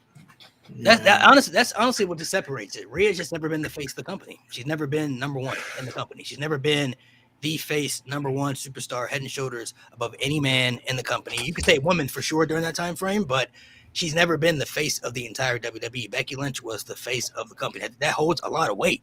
I don't think some people can fathom and understand how huge that is, especially for a woman to have that, like, to be the face of the company. So let me ask a question before we get out of here, because I see the time. Let me ask a question before we get out of here, and I wish I would have asked before Jay left. Peak for peak, who y'all taking? I just want to check the temperature. Chat, you can answer as well. I just want to check the temperature. Peak for peak, who we taking? Rhea Ripley or Bianca Belair? Bianca Belair. Bianca. Quality is just is Okay, cool. comfortably I better. just wanted to check the temperature. We good. Quality is Bianca comfortably is- better. Honestly, the only thing Rhea is missing that Bianca has is just that good championship reign. It's the only thing Rhea That's it. doesn't have under her resume. If she had that good championship reign, the conversation would be a little bit different right now. It'd be closer. But I don't think Rhea has a story close to Becky and Bianca. Yeah, Bianca's had just better championship reigns, good on top of having good matches and good stories. Rhea's had good matches and good stories, before they got ruined and everything, but she never had that good title reign that stood out like, that championship reign. And Rhea's never 1v3'd a whole faction before. That was insane. I was 1v3. laughing so hard. By the way, chat, I appreciate y'all. This is the first time I feel like we as a chat. I'm as a proud of whole, y'all. had some There common you sense. go. I'm glad. Not even close. There we go. I Keep it just going, wanted to chat. check Good the shit. temperature. I just wanted to check the temperature. Proud of y'all. Yo, stop playing with these nigga, boy. Oh, he dropped that. This nigga Ow. So that's honestly what separates it. Now, if Rhea ever has a good world championship reign that stands out, then we can here. revisit the That would be a conversation. different but we can't- conversation. Exactly. We can't have that conversation when Rhea's never had that good title reign. That just holds her back so much. Like her title reigns have either been mid or just bad, like in general. I agree. Yeah, I just wanted to check the temperature. Unfortunately, I just saw the comment. Bianca, Well, the Drake highest winning. she'll ever be, the highest Bianca will ever be is number 2. Matter of fact, I have her number 2. I have her top 2 all time already. She's 2, but she'll never Top be 2? 1. Nope, I have her Yep. 2. I have Bianca 2. Yep. But she'll never be 1, and that's because Becky. She was the GOAT. She was literally the face of the company. Becky's number 1. There's nothing Bianca can do unless becoming the face of the company and having even a better title run than Becky did at that time to put anybody above Becky. Unfortunately, when Becky became face of the company and I became do the think only Bianca's woman title to reign main is better, I event ain't gonna lie. a one, I knew this thing was gonna miss, and became yeah, bro. Of course he missed the field goal because why wouldn't we fucking make the field goal? Once she became face of the company, bro, I was like, bro, there's nobody else. That's a good point. Somebody said her and Damien was solo in Judgment Day. That kind of was. Yeah. Her and Damien, it wasn't a 1v3 though. It was She was kind of doing it by herself too, though. it was for a minute. Liv. Yeah. It was Liv. She It was. was She Liv was. and Raquel, who was the worst bodyguard. That in was history. the ongoing. Ironically, until she Were got with Mickey in it? Roxanne. That was Mickey again? that's it's kind of Mickey because that was the ongoing arguments on social media, like, oh, really making Rhea look too strong, like Damage Control was presented better than Liv and Rhea was. I mean, living barely, Raquel were. barely, The bars in hell, barely. like you always It's say. not too far, like Mm. barely being presented. Okay, but Io, Oh, actually, Dakota, that was the and first 2 months, Io and Dakota were tag champs, Yeah, right? They good point. and Bailey had just came back off of the COVID popularity. I think I agree with you. Yeah, I'm taking that over a Liv who was just wasn't even looked at like what's it called, a top star at the time yet. We were still Nah. telling her she needed to fix her character, and we was arguing with people on this show This is telling us to go off. This one was the about world some Liv champion. Morgan. He was the world champion at this point. No, she wasn't. Yeah. Was she solo then? No, she wasn't. Yeah, when Rhea was beating her and then Liv Raquel, yes, she was the world champion. Well, then she wasn't solo. If you talk about who was the world champion, Rhea or Liv? When Liv was talking about when Liv became champion and Rhea was Well, she constantly- wasn't solo with them. She was losing. She wasn't solo with them. She was losing. She was Bianca getting down. didn't She was lose looking- once. she was looking more dominant though. That's what people were saying. She was looking more dominant than the What that actual mean if champion. you lose? What that mean if you lose? I'm talking. Bianca didn't lose. She was 1v3 and getting the pin. Bianca didn't lose, yeah, but we're saying like Oh. Rhea was still Yeah. looking more dominant than everybody in Judgment Day. That was the argument going on social media. Like, why is she soloing the group and she's the only one she's by herself? She ain't no help. She wasn't really soloing though, because again, she was losing. She lost at SummerSlam. She lost the rematch until she finally got it back at the end of the line. She wasn't soloing them. She lost a couple times. And stupidly, might I ask, you too good to be losing to that.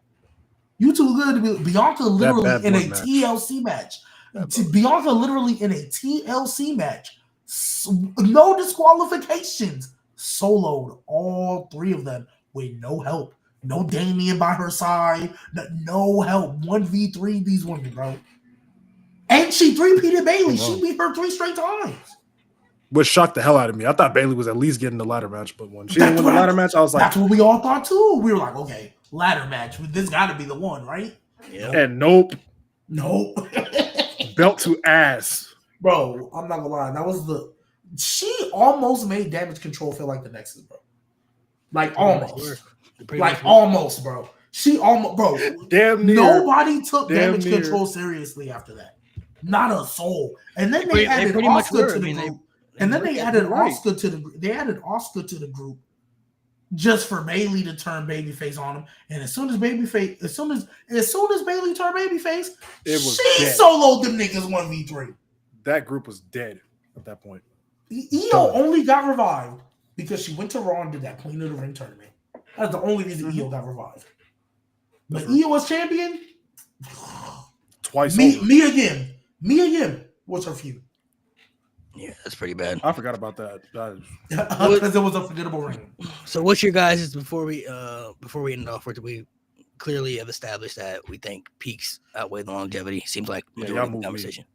Yeah, Who do you guys think have had? What are your top 5 peaks in WWE? Who you guys think have had the top 5 best peaks? Ooh. Doesn't have to be in order. I know Top 4. 5 best peaks. So off rip, I'll probably say Austin. I'll say Cena. I'll say. Ooh, hold on, because I want to. Are we going in order or just name the 5? I was just Name naming you name your 5. 5. So Oh, let's- Becky's in there though. Becky's in there. She has to be. You haven't over Hogan? I'm not counting Hogan, man.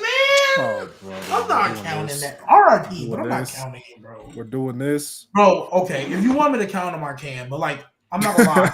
I wasn't counting him when he was here. I'm not gonna start switching. That's crazy. Like R.I.P. I obviously I don't want that to happen. But So, Mo, who would be your top I'll 5 be- peaks? Top 5 greatest peaks. Oh man. So 4 I know for sure is Austin, Hogan, Roman, Cena. Number 5 though, I might just have to go Rock. Just WWE, right? yeah, this is gonna be Yeah, then yeah, Rock. I saw somebody mention it earlier. They talked about could we rate Kurt Angle high? If we counted TNA, Kurt Angle would be a top 5. I got Kurt top No, 15. no but that's questions about it. asked. Kurt Angle TNA. Oh yeah. Would be a top 5 peak, no questions asked. What's your top 5 peaks then? Austin, Cena, Roman. I can't not put Becky after all the stuff I was just talking. I can't not put her there because degree of difficulty to me matters. You're the face of the company as a woman. That's That a alone. fair point. That alone. The 5th one, man, I could put Rock. I could put HBK. I got a I name wanted who's having a crazy peak right now. I ain't gonna lie. I can't put the top 5 though. I can't put the top Hey, 5. he's having a crazy peak right now. I'm not gonna lie He'd to be you. top It's 10, but I incredible, can't bro. put top 5 Yeah. right now. Top 10 for sure. Top 10. Because I really want to put HBK's there because his second peak. I Oh, really want to man. put it there. I can't say and 8 years is a peak, man. That's too much. no, but I just It's very honest- consistent. But I just- honestly though, but like I'm not gonna lie. I really want to take Here's the the best. 4-year Undertaker peak though. That's what I really want to do. That's a good cook. That's a I good cook. really want to take the 4-year Undertaker peak. That's Streak what I really Taker? wanna do. Streak Taker was ooh, That's a good cook. Take I like care. it. ooh, Like that peak. I might have to take that, bro. Man, those care that matches you- are just I ridiculous. don't care that he was here 3 times a year, bro.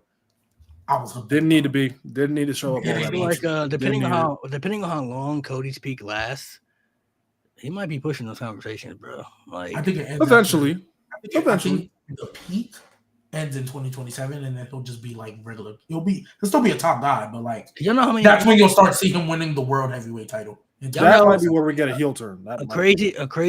crazy stat. Y'all know since coming back to WWE, he's never lost a match clean. Yes. That don't surprise me at all. That don't surprise me at all. Even back Yeah, for 4 years, bro. That'll change once he turns 3 or heel. 4 years. Because I think he's turning heel in 2026, man. I think he's turning That's heel in fine. I mean, 2026. I think He's gonna have that peak my- heel run till 2027, and then he'll go back to regular. it's not going to last long. Yeah, I think my thing with Cody, like my hesitation on why I think they should hold off, is I feel like I think they need to hold off until they have somebody that can take his spot and do what he's doing as the top babyface. If they have would that, say- I'm good. I would say Go ahead. for me, somebody mentioned Brian. Brian had a really good peak. Punk Punk would have been in there if they didn't ruin it. I feel like they messed that up, but Yeah, They that's messed it up in not. like Yeah, 2 I months. would have said that too. 2 months. Yeah, bro, you losing. honestly, I had to say losing the both. Triple H and the champions. We're talking the best peaks. I had to say Hogan, Rock, Austin, Cena, and Roman. Those would have to be the 5 right there. Nah, That's the 5, bro. I mean, I understand Hogan. I'm just not gonna. I wasn't ringing him before. I'm not about to do it now. Those The niggas 5. So, hey, let's get it. Why not Bruno Sammartino, man? How long was it before he lost? How long he held that Relative title? to era top 10. Relative to era top 10. I mean, realistically, if you're gonna do that, then you got to put Moolah in there because she was champion for 30 years. Fuck no. Who's beating her? Nobody. Hell yeah! I mean, come on, She was holding everybody hostage. Come on, man. 30 years. What are we doing? You know how good you have to be over for 30 years straight, 3 decades. Moolah don't That's have 2 Bruno generations. Impact. That's 2 Moolah don't have generations, Bruno Mo. Impact. Come on now. That's 2 generations, Mo. I don't give a fuck. No, You didn't lose for 2 generations. Congratulations. Mickey. Now Mickey it's Mouse is crazy. But when I get into this Bret Hart, At least Bruno, his I can actually explain his impact. At least with Bruno, I can be like, this is his impact. Shoot, when it comes to Bret Hart, and I talk about his impact and who he had to go. Why? See, y'all bring him up. I don't see. Yeah, now Y'all see it's not this. Mickey I don't no bring him more. up. Then Y'all it's not bring him Mickey up. no I more. never. Now I it's never not bring up Mickey Bret. no See, more. I didn't say nothing. I didn't say nothing about Nah, Bret. but you talk Y'all about brought Mickey him this, up. Mickey that. I'm just saying, why not? You feel me? If you feel like it's a little Mickey, go ahead. I don't. I'm Well, I do to some extent. All right. I'm just asking questions people want to know. I mean, I always want to hate on Bret, man. Leave him alone. yeah. Actually, Bret, can you stop talking sometimes, please? Yeah, he makes The it shit really I'm easy. seeing. He makes it really easy. When To he's hate. like, I I've understand never thought Triple H had a great match. Nigga, what? Yeah, all right, brother. He Yeah, had all one right, with you on Yeah. Raw. You. like, all right, brother. Somebody said Come on, Cody's Brett. way above Becky's peak. All Way right, guys. above- Hey, appreciate y'all tuning into the show. Y'all follow, No, I like, agree. subscribe.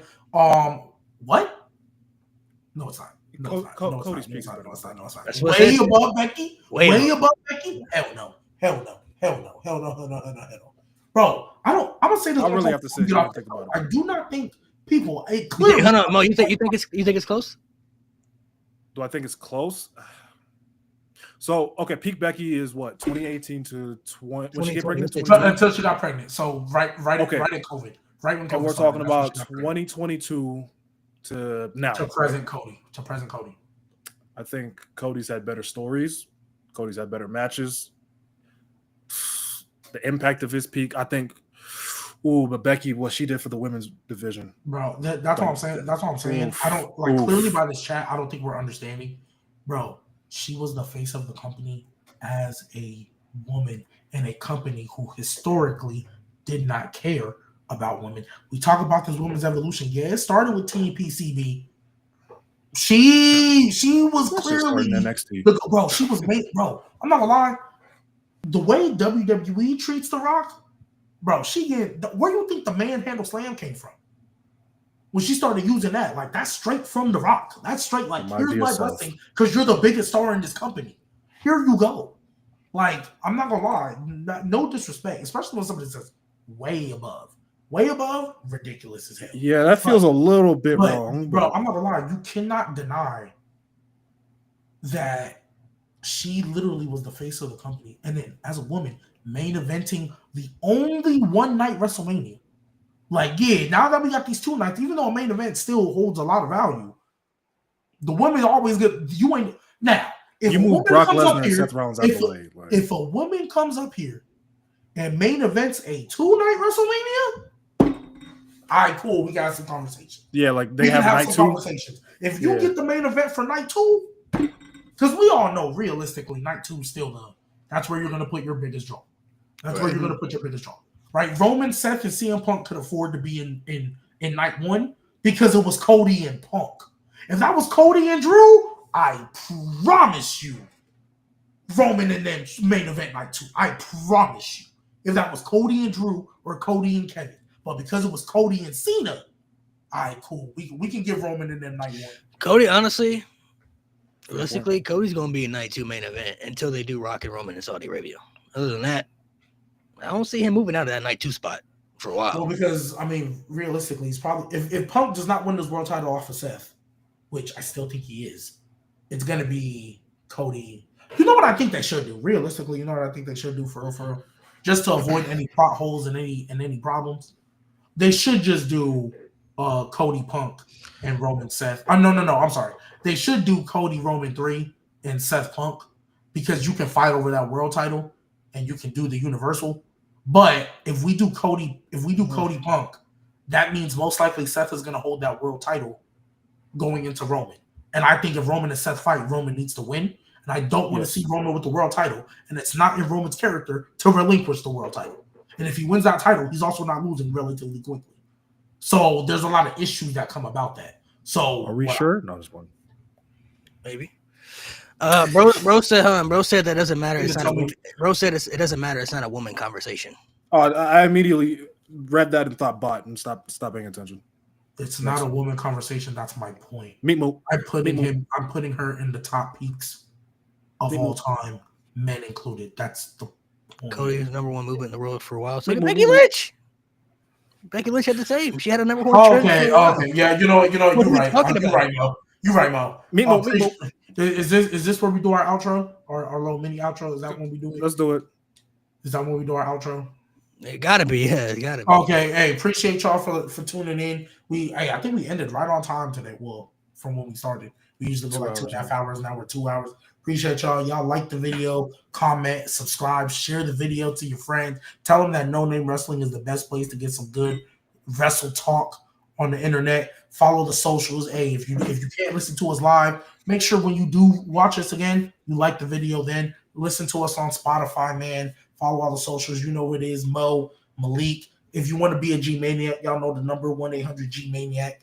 Man, we here. On the way to episode 100. We 11 away, guys. We're 11 away from 100. 11 away, man. That's what, 4 weeks under 2 years? Because 52 weeks is a year. So we almost about 2 years doing this, man. 2 years. 2 years. We got episode 100, man. All right, man. Make sure y'all subscribe to the channel, subscribe to the pod. We'll be back next week. Make sure you guys look out for all the episodes that are going to be updated. They're on the channel, as you can see. If you go to the channel,